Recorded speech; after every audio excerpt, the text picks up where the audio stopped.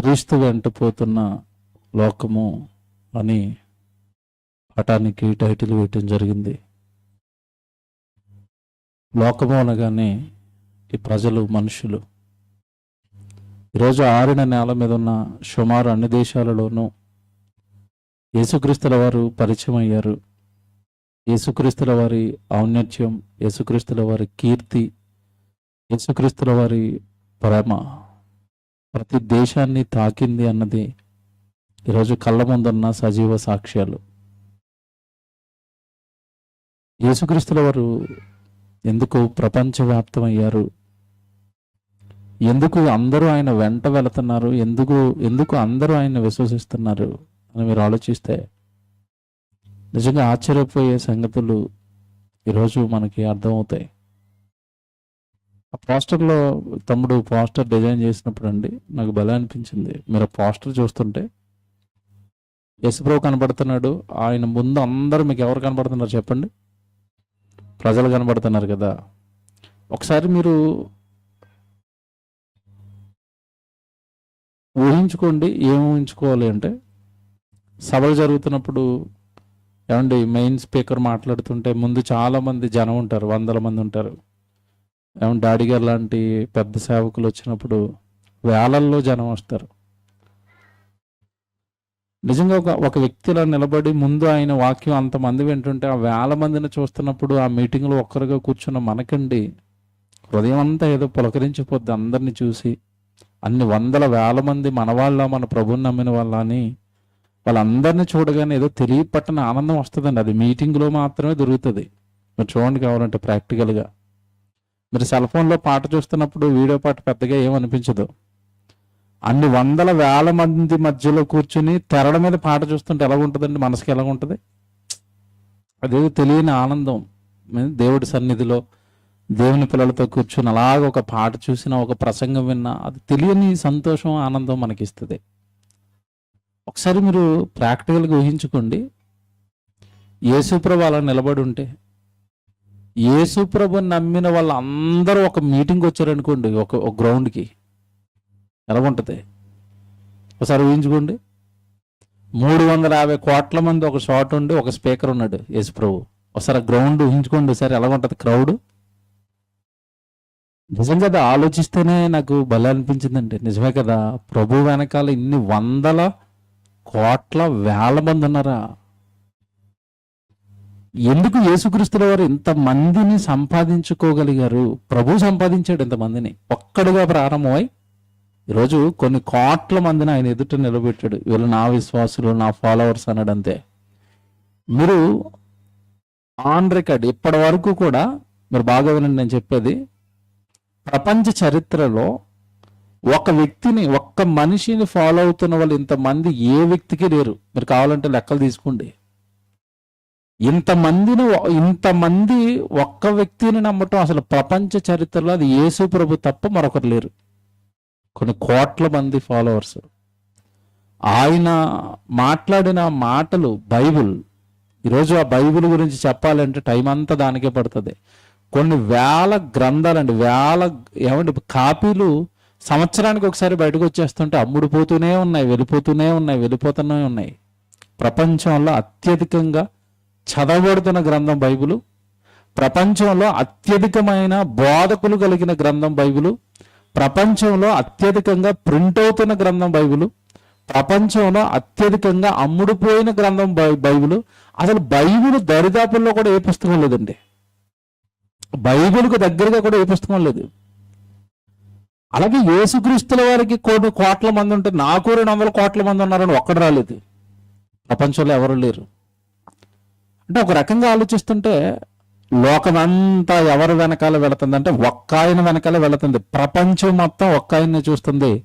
ఆయనే ప్రభు అయిన యేసుక్రీస్తుల వారు.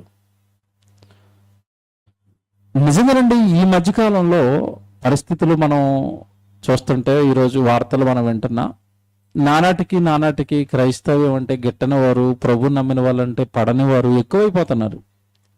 దీనికి ఇప్పుడు ప్రభు ఏమైనా అన్యాయం చేశాడా? ఎవరినైనా కాని మాట అంటాడా? ఎవరు దూషిస్తాడా, ద్వేషిస్తాడా అంటే అసలు ఆ మహానుభావుడి నోట ఒక చెడు అనేది అసలు చూద్దామన్నా కనపడదు. ఈరోజు మీరు డాడీ గారి ప్రసంగం వింటున్నప్పుడు మాట చెప్పారు ఆయన, మీరు పట్టుకున్నారు లేదో. యేసుప్రభు ఎంత మంచోడంటే దెయ్యాలు క్షమించమంటే కూడా వదిలేసాడట. చూడండి, అక్కడ ఉన్న దెయ్యాలు క్షమించి ప్రభావ మమ్మల్ని పాతాళంలో వేయొద్దని దెయ్యాలు ప్రార్థన చేస్తే క్షమించి సర్లే మిమ్మల్ని పాతాళానికి పంపించనని ఎందులో పంపించాడట? పందుల గుంపులోకి పంపించాడట. అది ప్రభు. ఎదురుగ్గా ఉన్నది దెయ్యమైనా సరే క్షమ అంటే క్షమించే గుణం కలిగిన ఆయన ఈరోజండి క్షమలో ఎవరెస్ట్ శిఖరం అయితే ఈరోజు ప్రపంచమంతా ఆయన పాదాల దగ్గర వచ్చి పడింది. ఇది మీరు జాగ్రత్తగా వినాలి. ఈరోజు ప్రసంగం, ప్రభు అంటే పడని వాళ్ళు, ప్రభు అంటే కిట్టని వాళ్ళు ఇప్పుడున్నారు, ఇప్పుడే క్రైస్తవ్యాన్ని ఇలా చేయాలనుకుంటున్నారు అని అనుకుంటే పొరపాటు. అలాగని యేసు ప్రభుని ఇప్పుడే ఎక్కువ మంది నమ్ముతున్నారు. వీళ్ళు ఏమండి చరిత్ర తెలియదు, చదువుకోరు, అసలు ఏం జరుగుతుందో కనీసం అవగాహన ఉండదు. ఏమంటే దేశము, ఈ రాష్ట్రం తప్ప పక్క దేశంలో ఏం జరుగుతుందో తెలియదు. ఇలాంటి వాళ్ళు అందరూ ఈరోజు మతఛాందసులుగా మారిపోయి యేసుప్రభు వెనకాల ఇదిగో ఈ పాస్టర్స్ మత మార్పిడి చేసి ఆ మతాన్ని పెంచేస్తున్నారు అంటారు. ఇప్పుడు కాదురా నాయన పెరుగుతా క్రైస్తవ్యం, ఇప్పుడు కాదు ఆయన వెంట ప్రజలు వెళ్ళటం మొదలైంది. ఇప్పుడు కాదు, తెలియక మాట్లాడతారండి వీళ్ళకి, అసలు చరిత్ర తెలియదు కదా. ఒక్కడిగా ప్రారంభమై జస్ట్ 12 మంది శిష్యులను వెనకాల పెట్టుకుని వాక్యం చెబుతూ చెబుతూ చెబుతూ చెబుతూ చెబుతూ వందలు, వేలు, లక్షలు, ఈరోజు కోట్లు ఆయన వెనకాల ఉన్న జనాభా. ఎందుకు యేసుప్రభు వెనకాల ఇలాగ దాసోహం అయిపోయి ప్రజలందరూ ఆయన వెనకాల ఎందుకు వెళుతున్నారు? ఎందుకు ఆయన మాటలకు అంత ఖ్యాతి దక్కింది ప్రపంచంలో? ఎందుకు అంత గొప్పగా బైబిల్ గురించి మాట్లాడుకుంటారు? ఎందుకు యేసుప్రభు అక్కడ ఐకాన్గా మారాడు ఈ ప్రపంచం మొత్తానికి అంటే దీని వెనకాల ఆయన పడ్డ కష్టము ఉంది, దీని వెనకాల ఆయన శ్రమ ఉంది, ఆయన గుణగణాలు ఉన్నాయి, ఆయన ఈ భూమి మీద చూపించిన ప్రేమానురాగాలు ఉన్నాయి, ఆయన భూమి మీద మనుషులకు ఆయన క్యారెక్టర్ని బట్టి చూపించిన ఔన్నత్యం ఉంది. అది ఓరకనే ఆయనకు రాలేదు. ఈ గాలి మాటలు మాట్లాడుతూ ఉంటారు. ఆయన వెనకాల వెళ్ళిపోతున్నారు, ఎందుకు వెళ్ళిపోతారు? ఏమి లేకుండా ఎందుకు వెళ్ళిపోతారు? ఆయనకు ఒక క్యారెక్టర్ ఉంది. ఆయనకున్న నీతి నియమాలు, నిబద్ధత, దాని ముందు ప్రపంచంలో ఎవడూ నిలబడలేకపోయాడు. అది యేసుప్రభు అంటే. ఆయన నియమాల ముందు, ఆయన నిబద్ధత ముందు, ఆయన నిజాయితీ ముందు, ఆయన పరిశుద్ధత ముందు, ఆయన పవిత్రత ముందు ప్రపంచం అంతా మోకరిల్లి బాబో ఈయనలా బ్రతకడం కష్టమని దాసోహం అయింది. ప్రపంచం అంతా ఇల్లు ఆయన మోకాల మీద, ఎవరు మోకాలు వేసి ఆయన కాళ్ళ మీద పడ్డారు వెళ్ళి. ఇది మాటలతో గారడి చేస్తే వచ్చేది కాదు. బ్రతుకును చూపించి సంపాదించాడు వీళ్ళందరినీ. బ్రతుకును చూపించి సంపాదించాడు. బ్రతుకుతో, క్రియలతో తన జీవితాన్ని పణంగా పెట్టి సంపాదించాడు ప్రభు. ఇది దేవుడు పిల్లలారా, యేసుప్రభు బ్రతుకున్న కాలంలోనండి ఒక్క ప్రసంగం చేశాడా? వందల మంది మారేవారు. ఒక ప్రసంగం చేశాడా? ఆ ప్రసంగం నిజంగా బైబిల్లో మీరు ఎప్పుడు చదువుతున్నప్పుడు, మీరు మత్తయి కానీ, మార్కు కానీ, లూకా కానీ, యోహాను సువార్త కానీ మీరు చదువుతున్నప్పుడు యేసుప్రభు మాటలలాగా ఉన్నా అక్కడ మాట్లాడుతున్న ఒక మాట మీరు చదివినప్పుడు అది కేవలం టైటిల్ మాత్రమే, ప్రసంగం అంతా రాయబడదు బైబిల్లో. మీకు తెలుసు కదా, యోహాను సువార్త చివరిలో అన్నాడు ఆయన చేసిన కార్యాలు కానీ, ఆయన చేసిన ప్రసంగాలు కానీ అన్ని రాయాలంటే ఈ భూమండలం అయినను సరిపోదు. అంటే జస్ట్ నీకు యేసుప్రభు మాట్లాడిన మాటల్లో ఎసెన్స్ భావం తీసి టైటిల్ రాశారు అంతే అక్కడ. అలాంటి టైటిల్ ఒకటి చూపిస్తారండి. ఇప్పుడు ఎందుకు ప్రపంచం ఆయన వెనకాల వెళ్ళింది అంటే మీరు జాగ్రత్తగా వినాలి రోజు ప్రసంగం. ఎందుకు ప్రపంచం ఆయనకి దాసోహం అయిపోయింది అంటే అందరూ వేరండి, యేసుప్రభు ఒక్కడు వేరండి. భూమి మీద మానవ జన్మ నరవతారం ఎత్తిన మనుషులందరి ఆలోచనలు, అందరి హృదయం ఒకటి. ఆయన మాత్రం దానికి భిన్నంగా సెపరేట్గా ఆయన ఆలోచన కానీ, ఆయన గుణగణాలు కానీ, ఆయన ఈ ప్రపంచానికి చూపించిన విధానం కానీ ఒక కొత్తది చూపించాడు. ఏంటి అంటారా? ఒక సందర్భాన్ని బైబిల్లో మీకు చదివిస్తాను. యోహాను సువార్త మీరు అందరూ జాగ్రత్తగా తీసుకోండి. 8వ అధ్యాయానికి వెళదాం.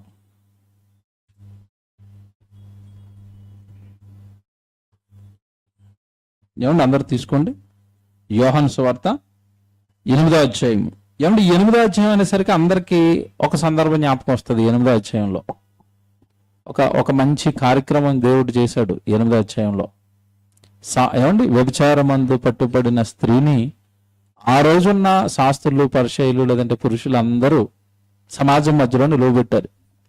నిలువబెట్టి వాళ్ళు చెప్పింది ఏంటంటే, ఇదిగో ఈ స్త్రీ పాపం చేస్తుండగా మాకు దొరికిపోయింది, వ్యభిచారంలో మేము పట్టుకున్నాం, తప్పు చేస్తూ మాకు దొరికిపోయింది కనుక ఆవిడ ఆ తప్పు చేస్తూ దొరికిపోయిన ఆవిడండి రోడ్ల మీద పరిగెట్టిస్తున్నారండి, తరుముతున్నారు, రాళ్లతో కొట్టి చంపడానికి తరుగుతున్నారు.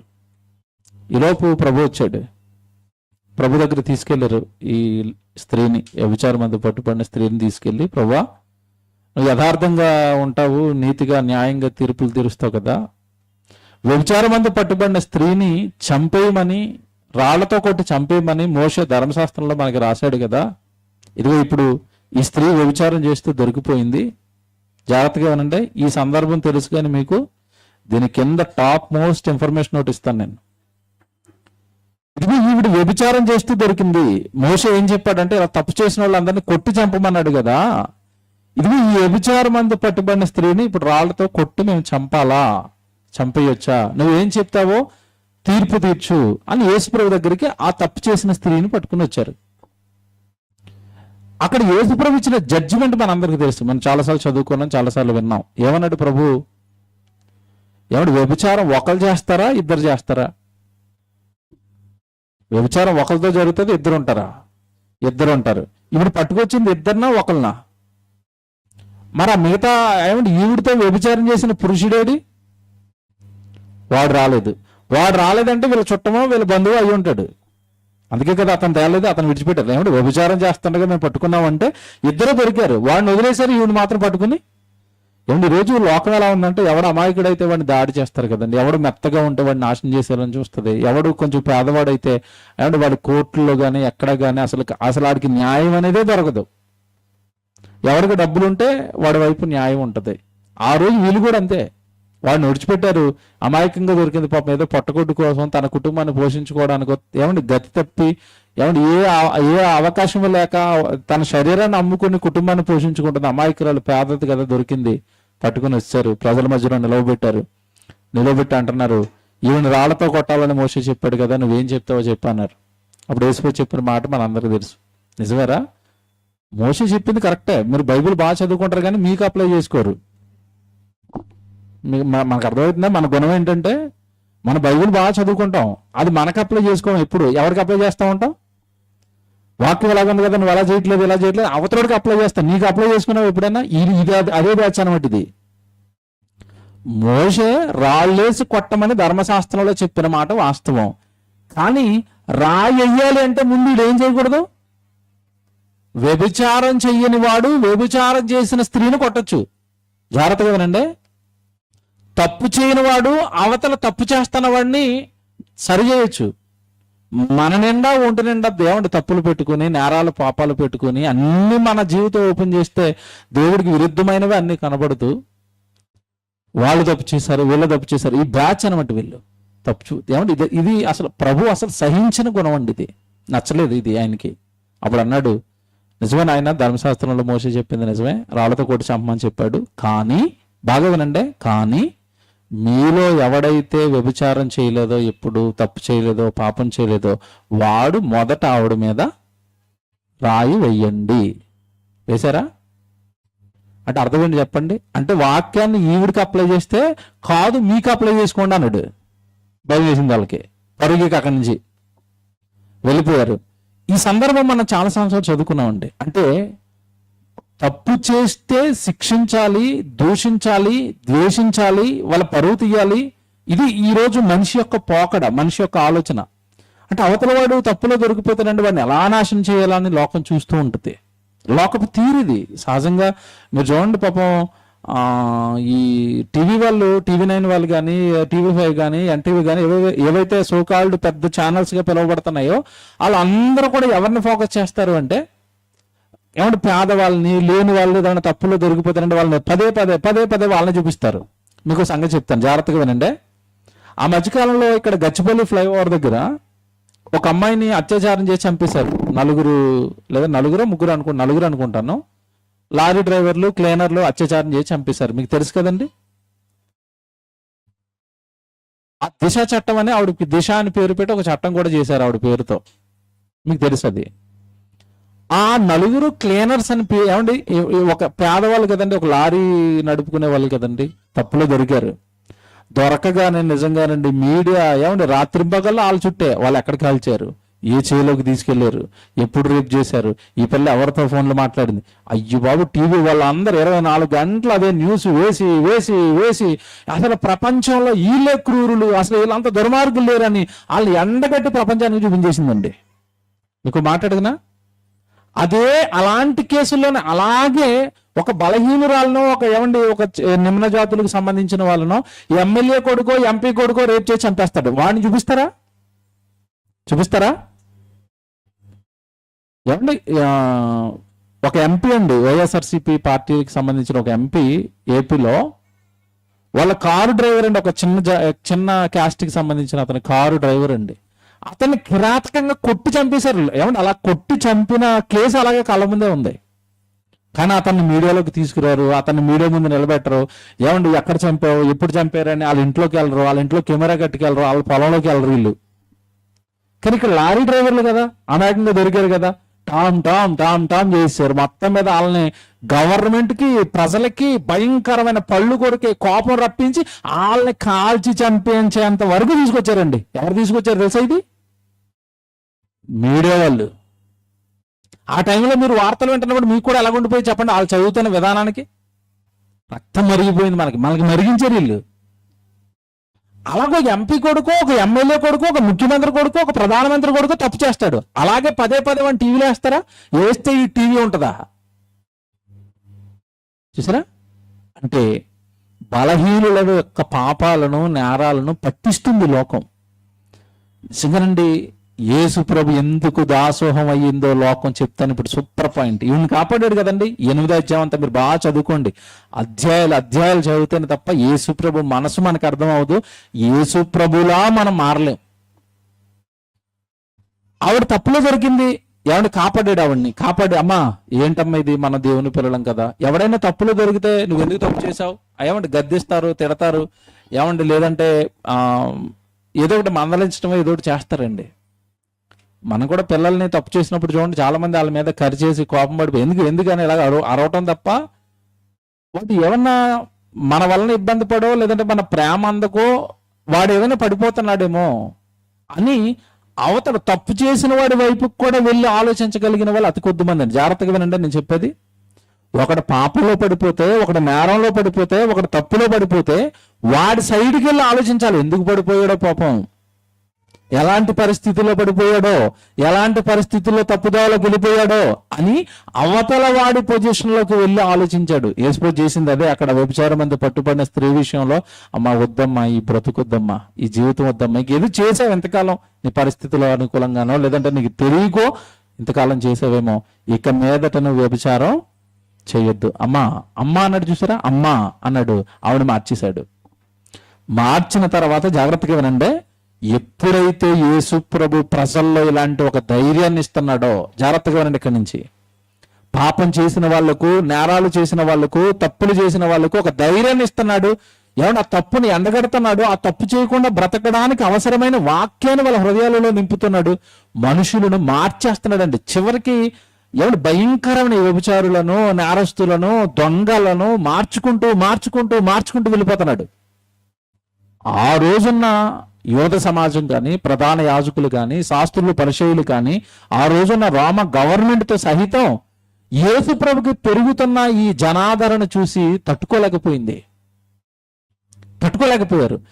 ఏంటి ఈయన ప్రధాన బలం ఏంటి? యేసు ప్రభు యొక్క ప్రధాన బలం ఏంటంటే, తప్పు చేసిన వాడిని ఎదురుకుండా తీసుకొస్తే తప్పుల చెట్ట ఎత్తడు, తప్పులు ఎందుకు చేసావని అడగడు, ఎందుకు అలా మాట్లాడేవని అండు, ఎందుకు ఆ పాపం చేసావని ఆవిడ్ని అవే మరలా పాత పాపాలు జ్ఞాపకం చేసి బాధను పెట్టడు. ఒకటే చెప్తాడు, పాతది అయిపోయింది, ఇప్పటి నుంచి నువ్వు ఎలా బ్రతుకుతావు, నేను కాపాడుతాను, నేను క్షమించేస్తాను, ఇప్పటి వరకు నువ్వు చేసిన పాపాలన్నీ నేను తీసేస్తాను, విడిచిపెట్టేస్తాను, ఇప్పటి నుంచి నువ్వు ఎలా బ్రతుకుతావు అని అడుగుతాడు. నిజంగానండి, ఇది ఏ గవర్నమెంట్ చేస్తుంది, ఏ వ్యక్తి చేస్తాడు? ఈలోపు యేసుక్రీస్తుల వారు చేస్తున్న ఈ ప్రసంగాలకు కానివ్వండి, యేసుక్రీస్తుల వారు చేస్తున్న ఈ బోధలకు కానివ్వండి, ఏమంటే తండోపతండాలుగా జనమండి యేసుప్రభు దగ్గరికి.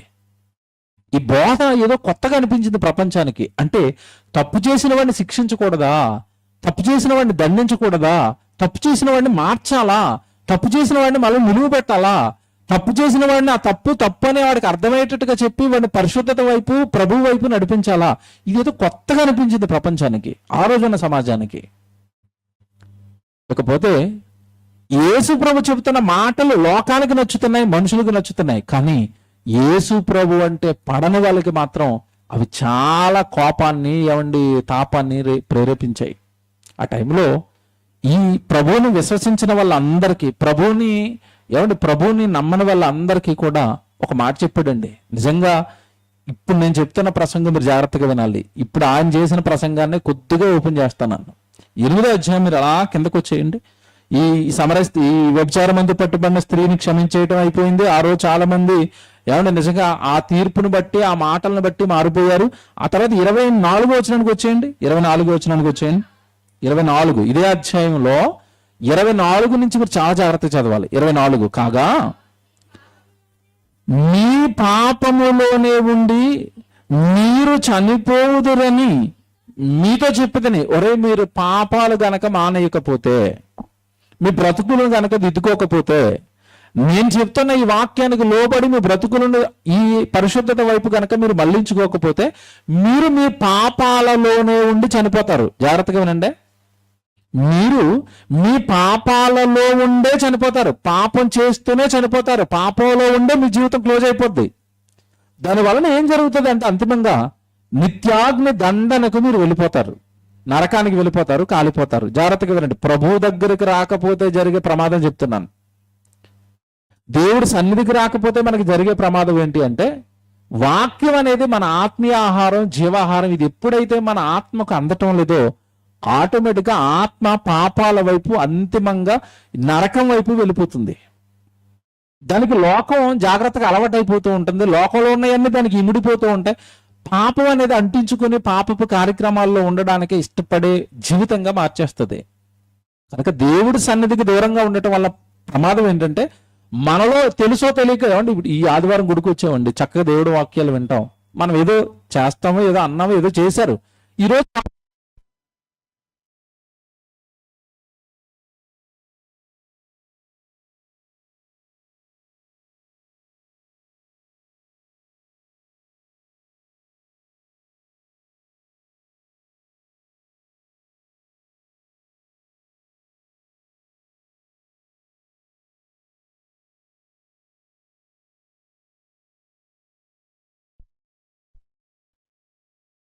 వాక్యం మనల్ని గద్దిస్తుంది. రేపు సోమవారం కదా, రేపు వెళ్ళి అదే తప్పు చేయాలంటే మనలో ఏదో తెలియని భయం ఉంటుంది. నిన్నే కదా దేవుడు వాక్యం విన్నాం, నిన్నే కదా దేవుడు మాటలు విన్నాం, నిన్నే కదా దేవుడు ఆలోచనలు మనం విన్నాం. తప్పు చేయొద్దు అని, పాపం చేయొద్దు అని దేవుడు చెప్పిన మాటలు విన్న తర్వాత కూడా నేను ఇలా మాట్లాడటం కరెక్ట్ కాదు కదా, నేను ఇది చేయటం కరెక్ట్ కాదు కదా అని ఈ రోజు విన్న వాక్యం రేపు మిమ్మల్ని తప్పు చేయకుండా ఆపుతుంది. అదే ఈరోజు ఆదివారం గుడికి రాని వాళ్ళు ఉంటారు కదా, వాళ్ళ పరిస్థితి మీరు ఆలోచించండి, వాళ్ళ ఆలోచనలు మీరు ఆలోచించండి, వాళ్ళ స్థితి మీరు ఆలోచించండి. వాక్యం అనేది మనల్ని తప్పు చేయకుండా, పాపం చేయకుండా, నేరం చేయకుండా ఆపుతుంది. కానీ ఆ రోజున్న సమాజం పరిస్థితి ఏంటంటే, యేసు ప్రభు చెప్పిన ప్రసంగాలను కావాలని తృణీకరిస్తున్నారండి ఆ రోజున్న సమాజం. ఇవేంటి మాకు చెప్పేది, మేము శాస్త్రులము, పరిచయులము, చిన్ననాటి నుండే మా దగ్గర ధర్మశాస్త్రం ఉంది, మోషే మాకు ధర్మశాస్త్రం ఇచ్చాడు, అబ్రహాం మాకు తండ్రి, మాకు దావీదు మాకు ఒక పెద్ద ప్రవక్త, దావీదు మాకు ఒక పెద్ద రాజు, ఇంతమంది చరిత్ర కలిగి ఇంతమంది సంతానం అయ్యుండి మేము నిన్నగాక మొన్న నజరేతులో పుట్టిన నీ ప్రసంగాలు మేము వినాలా, మీ వాక్యాలు మేము వినాలా అని వాక్యాన్ని పట్టించుకొని సమాజంగా మారింది. అప్పుడు ఎప్పటి ఈ డైలాగ్ యేసుప్రభు, మీరు గనక నేను చెప్పే మాటలు, ఖచ్చితంగా అదే అంటాడు ఆయన అక్కడ, నేను చెప్పే మాటలు మాత్రమే మీరు పాపంలో పడకుండా మిమ్మల్ని కాపాడుతాయి, నా వాక్యం మాత్రమే కాపాడుతుంది. నా వాక్యం కనుక మీరు వినలేదా, ఒకవేళ విన్నా దాన్ని విశ్వసించలేదా, నమ్మలేదా, మీరు పాపంలో పడిపోతారు, నేరంలో పడిపోతారు. ఆ పడిపోవటమే కాకుండా ఆ పాపంలో, ఆ నేరంలో ఉండే మీరు చనిపోతారు అన్నాడు. అక్కడ ఉన్న చాలా మంది కంటే చాలా కోపం వచ్చింది. నీ మాట వినకపోతే మేము పాపంలో చచ్చిపోతామా అని వాళ్ళు ఏమని ప్రశ్నించారు తెలుసండి. 24 వచ్చిన జాగ్రత్త చూసుకోండి బైబిల్, యోహాను సువార్త 8వ అధ్యాయము 24 వచనం. కాగా మీ పాపములోనే ఉండి మీరు చనిపోవుదురని మీతో చెప్పి తిని, నేను ఆయననని మీరు విశ్వసించిన ఎడల విశ్వసించని ఎడల నేను ఆయననని మీరు విశ్వసించని ఎడల మీరు మీ పాపములోనే ఉండి చనిపోదురని వారితో చెప్పాను.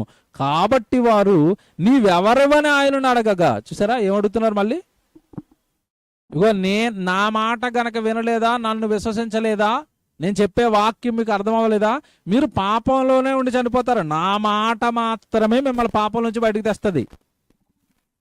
ఇంకా లోకంలో మీరు ఎవరి మాట విన్నా మీరు పాపంలో మీరు పడకుండా అదుపు చేయగలిగిన శక్తి వాళ్ళ మాటలకు లేదు, మనుషుల మాటలకు లేదు.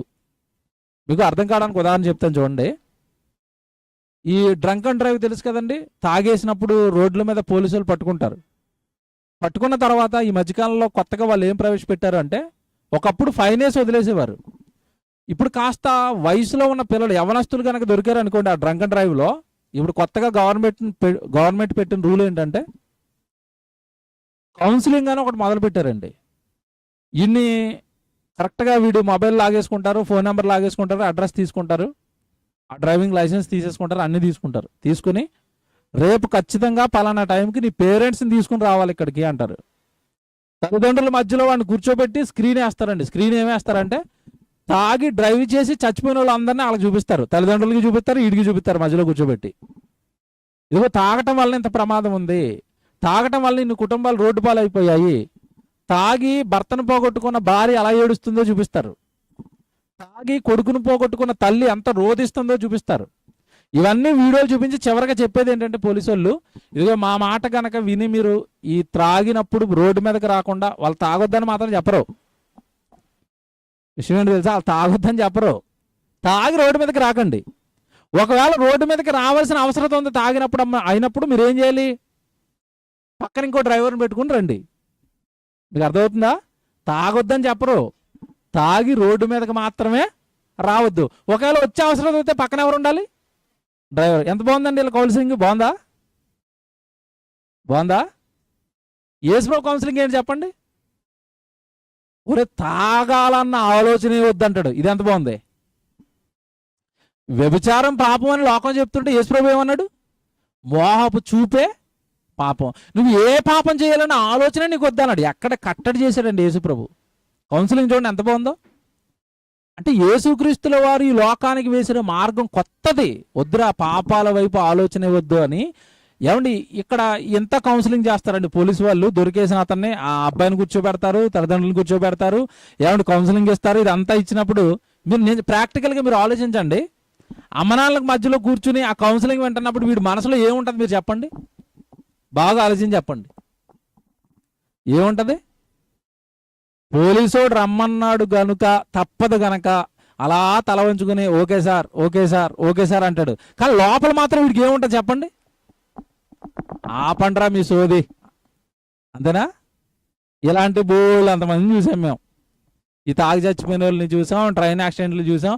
ఈ మళ్ళా మాకు చూపించాలా, మమ్మల్ని గంట సేపు ఇక్కడ కూర్చోబెట్టి మీరు కౌన్సిలింగ్ ఇవ్వాలా, మీరు ఇస్తే మేము మారిపోతామా, అంతేనా? వీళ్ళ లోపల ఇన్నర్ ఫీలింగ్. ఎప్పుడైపోతారా బాబు, ఎప్పుడైపోతారా, గంట అన్నాడు, ఇంకా గంటన్నర చెప్తున్నాడు, ఎప్పుడైపోతుందో వదిలేస్తాను, మళ్ళీ ఎక్కడికి వెళ్ళిపోతాను, బారుకి వెళ్ళిపోతాను. అంటే మనుషులు చెబుతున్న మాటలు మనుషులను ఏమైనా మారుస్తున్నాయా, కదులుస్తున్నాయా మీరు చెప్పండి? మారుస్తాయా? అసలు మార్చవండి. జాగ్రత్తగా వినండి. యేసుప్రభు అంటున్నాడు, మిమ్మల్ని పాపాలలో పడకుండా చేయగలిగిన శక్తి నా మాటకుంది. నన్నే మీరు విశ్వసించకపోతే, నా మాటే మీరు వినకపోతే మీరు పాపములోనే ఉండి చచ్చిపోతారు అని చెప్పాడు. ఇంకా చెప్పనా ఇంకోటి, వీళ్ళ కోపం వచ్చేసి నువ్వెవడో నీ మాట వినడానికి, అదనమాట అక్కడ వాళ్ళ ఇంటెన్షన్ ఏంటంటే లోపల నుంచి నువ్వెవడో మాకు చెప్పడానికి, ఎవరు నువ్వు అన్నారు. ఎవరు నువ్వు అంటే ఆయన ఇచ్చిన ఆన్సర్ ఏంటో తెలుసండి, నేను పరలోకంలో తండ్రి ఉన్నాడు, ఆయన పక్కనే నేను సింహాసనం వేసుకుని కూర్చునేవాడిని, ఆయన కుమారుడిని, మీ పాపాల కోసం మిమ్మల్ని క్షమించడానికి వచ్చాను. మళ్ళా చెప్తాడా ప్రసంగం?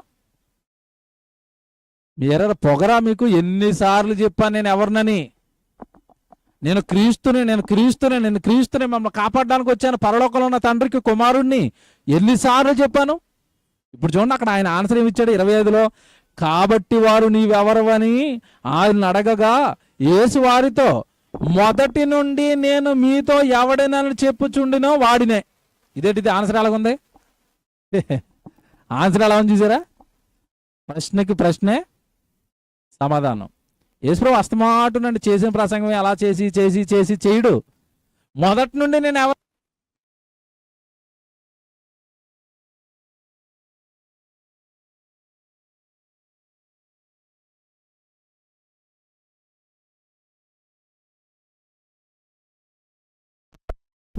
చెప్పాను, పరలోకంలో ఉన్న కన్న తండ్రికి కుమారుడు అని చెప్పాను. మీరు దాన్ని విశ్వసించకుండా మళ్ళా మధ్య రోజు నువ్వెవరంటే మొదటి ప్రసంగం వినండి, పోండి మా శిష్యుని అడగండి, వాళ్ళు నేర్పిస్తారు మీకు. అదనమాట ఆయన ఆన్సర్. ఇప్పుడు చెప్తానండి అసలు సంగతి. ఇదంతా మీకు ఇక్కడ వరకు అర్థమవుతుంది. ఇప్పుడు ఆయన అన్నాడు, మీరు మీ పాపాలలో ఉండి చనిపోతారు, మీరు మీ పాపాలలో ఉండి చనిపోతారు, మీరు మీ పాపాలలో ఉండి చనిపోతారు అని. మీ పాపం గురించి నేను ప్రయాసపడుతున్నాను.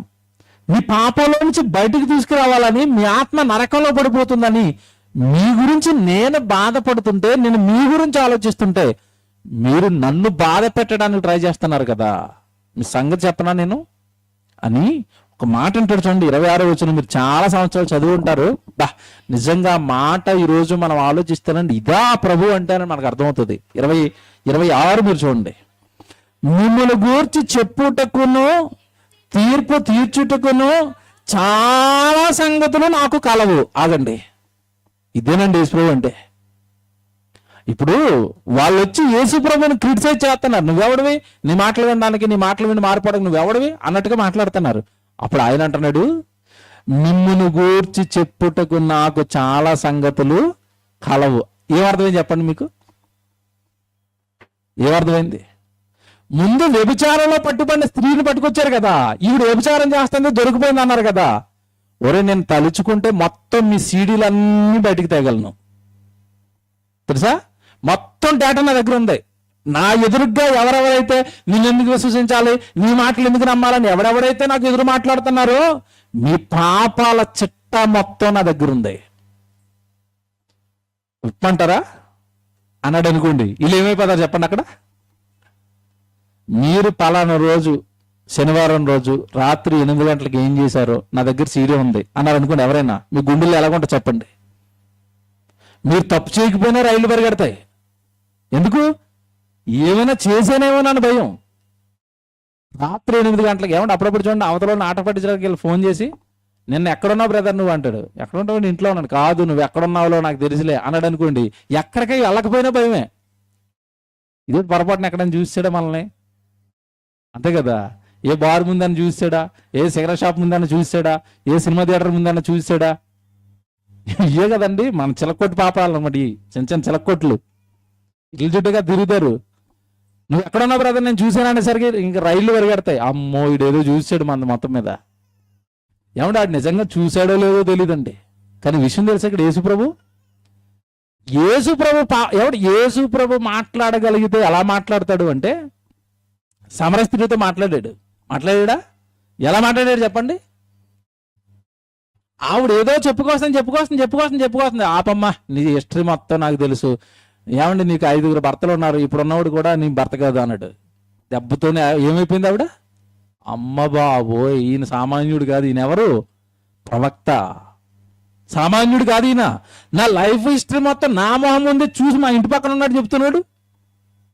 ఇప్పుడు యేసుప్రభు తలుచుకుంటే, ఎవరు ఇక్కడ నిలబడిన వాళ్ళు అందరూ ఆయన ఎదురేస్తుంటే, ఒరే మొత్తం మీ పాపాల చిట్టా మొత్తం నాకు తెలుసు అన్నాడు. అదే ఆ మాట అక్కడ 26 తెలుసా? ఏమన్నా వాళ్ళది తెలుసండి, ఈరోజు మనది తెలుసు. యేసుప్రభుకి తెలీదా?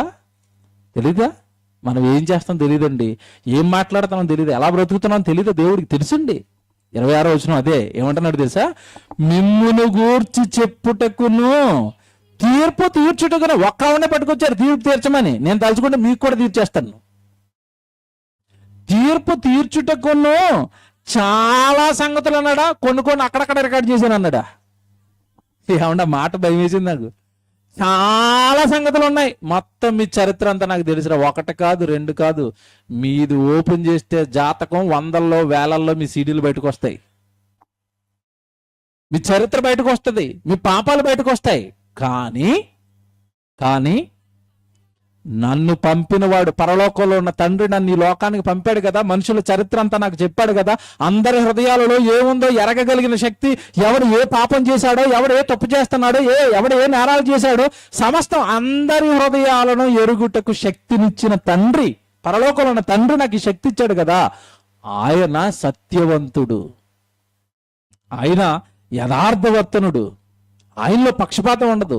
ఆయన మనుషులు ప్రేమిస్తాడు, మనుషులు బాగుండాలని కోరుకుంటాడు తప్ప మనుషుల నాశనాన్ని కోరుకొని తండ్రి ఆయన. ఇప్పుడు చూడండి ఆ మాట ఎంత బాగుంటుందంటే, నన్ను పంపినవాడు సత్యవంతుడు, నేను ఆయన యొద్ద వినిన సంగతులే లోకమునకు బోధించుచున్నాను. జాగ్రత్తగా వినండి, ఇప్పుడు జాగ్రత్తగా వినాలి, ఇది పట్టుకోవాలి మీరు. ఇక్కడ యేసుప్రభు మనకు అర్థమవుతాడు. నేను ఇప్పుడు చెప్పాలి, మాట్లాడాలి అని అనుకుంటే మీ పాపాల గురించి, మీరు చేస్తున్న కార్యక్రమాల గురించి అనర్గళంగా నేను మాట్లాడగలను. కానీ నన్ను పంపినవాడు నాకు ఏమి బోధ ఇచ్చి నేర్పించాడు అంటే, మనుషుల పాపాలు మాట్లాడుకుని ఆయన మనుషులను మార్చే వాక్యం మాట్లాడు. బా ఎంత బాగుంది. వ్యభిచారమందు పట్టుబడిన స్త్రీతో దేవుడు వాక్యం చెప్పి మారుస్తానంతే. మనుషుల పాపాలు నేను ఎత్తను. ఒకవేళ ఓపెన్ చేయాలనుకుంటే మీరు తట్టుకోలేరు. మిమ్మల్ని గూర్చి తీర్పు తీర్చుటకు నా దగ్గర చాలా సంగతులు కలవు. అంటే యేసుప్రభు ఏం నేర్పాడు లోకానికి అంటే, జాగ్రత్తగా వినండి, క్రైస్తవులుగా మనం వంట పట్టించుకోవాల్సినవి ఇవేనండి. ఎవరో ఒక తప్పులో దొరికినా, ఎవరే నేరంలో దొరికినా, ఎవరే పాపంలో దొరికినా మీరు జాగ్రత్తగా వినండి నేను చెప్పేది. వాళ్ళు దొరికిన పాపాన్ని, వాళ్ళు దొరికిన నేరాన్నో మీరు మీ గుండెల్లో పెట్టుకోండి. మూడో వ్యక్తికి చెప్పొద్దు, నీ భార్యకి చెప్పొద్దు, నీ భర్తకి చెప్పొద్దు, మీ పిల్లలకి చెప్పొద్దు. అసలు ఎవరికి ఎదుటిగా వ్యక్తి ఒక పాపంలో మీకు దొరికితే అది ఎవరికి మీరు చెప్పకండి. యేసు దాచుకున్నాడా చెప్తానంటున్నాడా? మిమ్మల్ని గూర్చి తీర్పు తీర్చుటకు నా దగ్గర చాలా సంగతులు కలవంటే లోపల అన్ని ఏమి నిండుకున్నాయి? ఎదురుగా ఒక వ్యక్తిని నిలబెట్టి ఒక్కసారి స్కాన్ చేసాడు అనుకోండి, ఆడు 30 సంవత్సరాల చరిత్ర అంతా మొత్తం లోపల ఉంటుంది. కానీ ఆడు కనపడగానే యేసుప్రభుకి వాడు చేసిన పాపాలు జ్ఞాపకం రావట్లేదు. ఏం జ్ఞాపకం వస్తానో తెలుసా? లోపల ఉన్న ఆత్మ, పరలోకంలో ఉన్న నా కన్న తండ్రిలో నుంచి విడిపోయిన బాగున్న తమ్ముడు వీడు. పాపాలతో నాకేం సంబంధం? మీకు ఇది అర్థం అవ్వాలంటే ఒక ఉదాహరణ చెప్తాను. అప్పుడప్పుడు చూడండి, పెద్ద పెద్ద నేరాలు చేసి ఏమంటే ఒక టెర్రరిస్ట్గా దొరికిపోయినప్పుడు జైల్లో పడేసిన తర్వాత ప్రపంచం అంతా ఆయన ఎలా చూస్తుందండి? టెర్రరిస్ట్ అండి, ఉగ్రవాదండి, అని చంపేస్తే బాగుందండి, ఎందుకంటే జైల్లో పెట్టారంటది. ఏమంటే మనం ఆ కోణంతో చూస్తాం. వాళ్ళ అమ్మ వెళ్ళింది వాడిని చూడడానికి, వాళ్ళ అమ్మ ఎలా చూస్తుంది చెప్పండి? టెర్రరిస్ట్గా చూస్తుందా, కొడుకుగా చూస్తుందా? కొడుకు. ఎందుకంటే వీడు ఇలా మారిపోయాడు. అందరూనేమో బాగా స్కూల్కి వెళ్ళి చదువుకున్నారు, చిన్నోడు మంచి ఉద్యోగంలో ఉన్నాడు, పెద్దోడు మాత్రం ఇలాగ అయిపోయాడండి, వీడి కర్మ ఇలాగ అయిపోయిందండి, వీడి పాపాత్ముడు అయిపోయాడండి. పైపించి తల్లి ఏముంటుంది తెలుసా? ఏమండి వీడు చిన్నప్పటి నుంచి నేరస్తుడు కాదండి, మధ్యలో ఉన్న ఎవడో పాడు చేసాడండి, నా కొడుకు బంగారమేనండి అంటది. అందా అంటది. అంటే టెర్రరిస్ట్గా నువ్వు చూస్తున్నావు, తల్లి మాత్రం ఎలా చూస్తుంది? కొడుకుగా చూస్తుంది. పాపాత్ముడుగా నువ్వు ఎదురోడిని చూస్తావు, యేసుప్రభు మాత్రం ఎలా చూస్తున్నాడు తెలుసా? పరలోకంలో ఉన్న నా తమ్ముడు తండ్రిలో నుంచి విడిపోయాడు, తండ్రిలో నుంచి విడిపోయి ఒక కుమార్తె, ఒక చెల్లిని చూస్తున్నాడు, ఒక తమ్ముడిని చూస్తున్నాడు. చెల్లి తమ్ముడు అంటున్నాడు తప్ప ఆ వెనకాల ఉన్న పాపాలు ఏవి ఆయనకి కనపడటం లేదు. పైగా నువ్వు పాపాలు చేసావా, నువ్వు తప్పులు చేసావా? ఏం కాదు, అవన్నీ తీసేయడం నేను ఉన్నాను కదా, వదిలేసాయి, అవన్నీ కడిగేస్తాను, దా తండ్రి కోసం పని చేసుకుందామా? ఏమి యేసుప్రభు అండి, ఎవడని చెప్తాడు ఇలాగా? ఎవడండి అసలు ఇలాగా? ప్రపంచంలో మీరు ఆలోచించండి, నువ్వేమో చేసావా, వద్దు అవన్నీ తీసేస్తాను, చక్కగా మన ఇద్దరం హ్యాపీగా తండ్రి కోసం బ్రతుకుదామా? ఎలాగుంది? ప్రపంచం మొత్తానికి ఆయన బోధలు పిచ్చెక్కించేసేయండి. దాసోహం అయ్యారు ఈరోజు. యేసుప్రభు పాదాల దగ్గర పడ్డారు వచ్చి. అందరూనేమో తప్పు చేసిన వాడిని పట్టించాలి, శిక్షించాలి, చంపాలి, లేదా వాడిని ఏమంటే సమాజం మధ్యలో పెట్టి వాడు పరువు తీసేయాలి అంటుంటే యేసుప్రభు అంటున్నాడు, అందరూ నాకు తెలుసు, కానీ నేను అయి చెప్పను, దేవుడి గురించి చెప్తాను, పాపులకు వాక్యం చెప్తాను, తప్పు చేస్తున్న వాళ్ళకి దేవుడు మాటలు చెప్తాను. ఆడి పాపాలతో వాడి తప్పులతో నాకేంటండి పని? నాకేం పని? ఎవడు చేయకుండా ఉన్నాడు తప్పు? ఏమంటే ఎలాంటి గుణానికి వచ్చాడు యేసుప్రభు? ఇందుకే ప్రపంచం మొత్తం యేసు పాదాల దగ్గర వచ్చి పడింది. ఇంకోటి చెప్పనా? ఒక పక్క ఈ గుణగణాలు నేను ఇప్పటి వరకు మీకు చెప్పింది ఏంటంటే, యేసుప్రభులో ఉన్న క్యారెక్టర్ చెప్పాను. ఒక కొత్త వరవడిని లోకానికి పరిచయం చేశాడు. వారి తప్పులో దొరికితే, నేరంలో దొరికితే, పాపంలో దొరికితే ఏమనకండి, వాక్యం చెప్పి వాడిని తప్పులోంచి బయటికి తండి. వాడిని ఏమనకండి, వాడి నేరాలు ఎత్తకండి, వాడి పాపాలు ఎత్తకండి.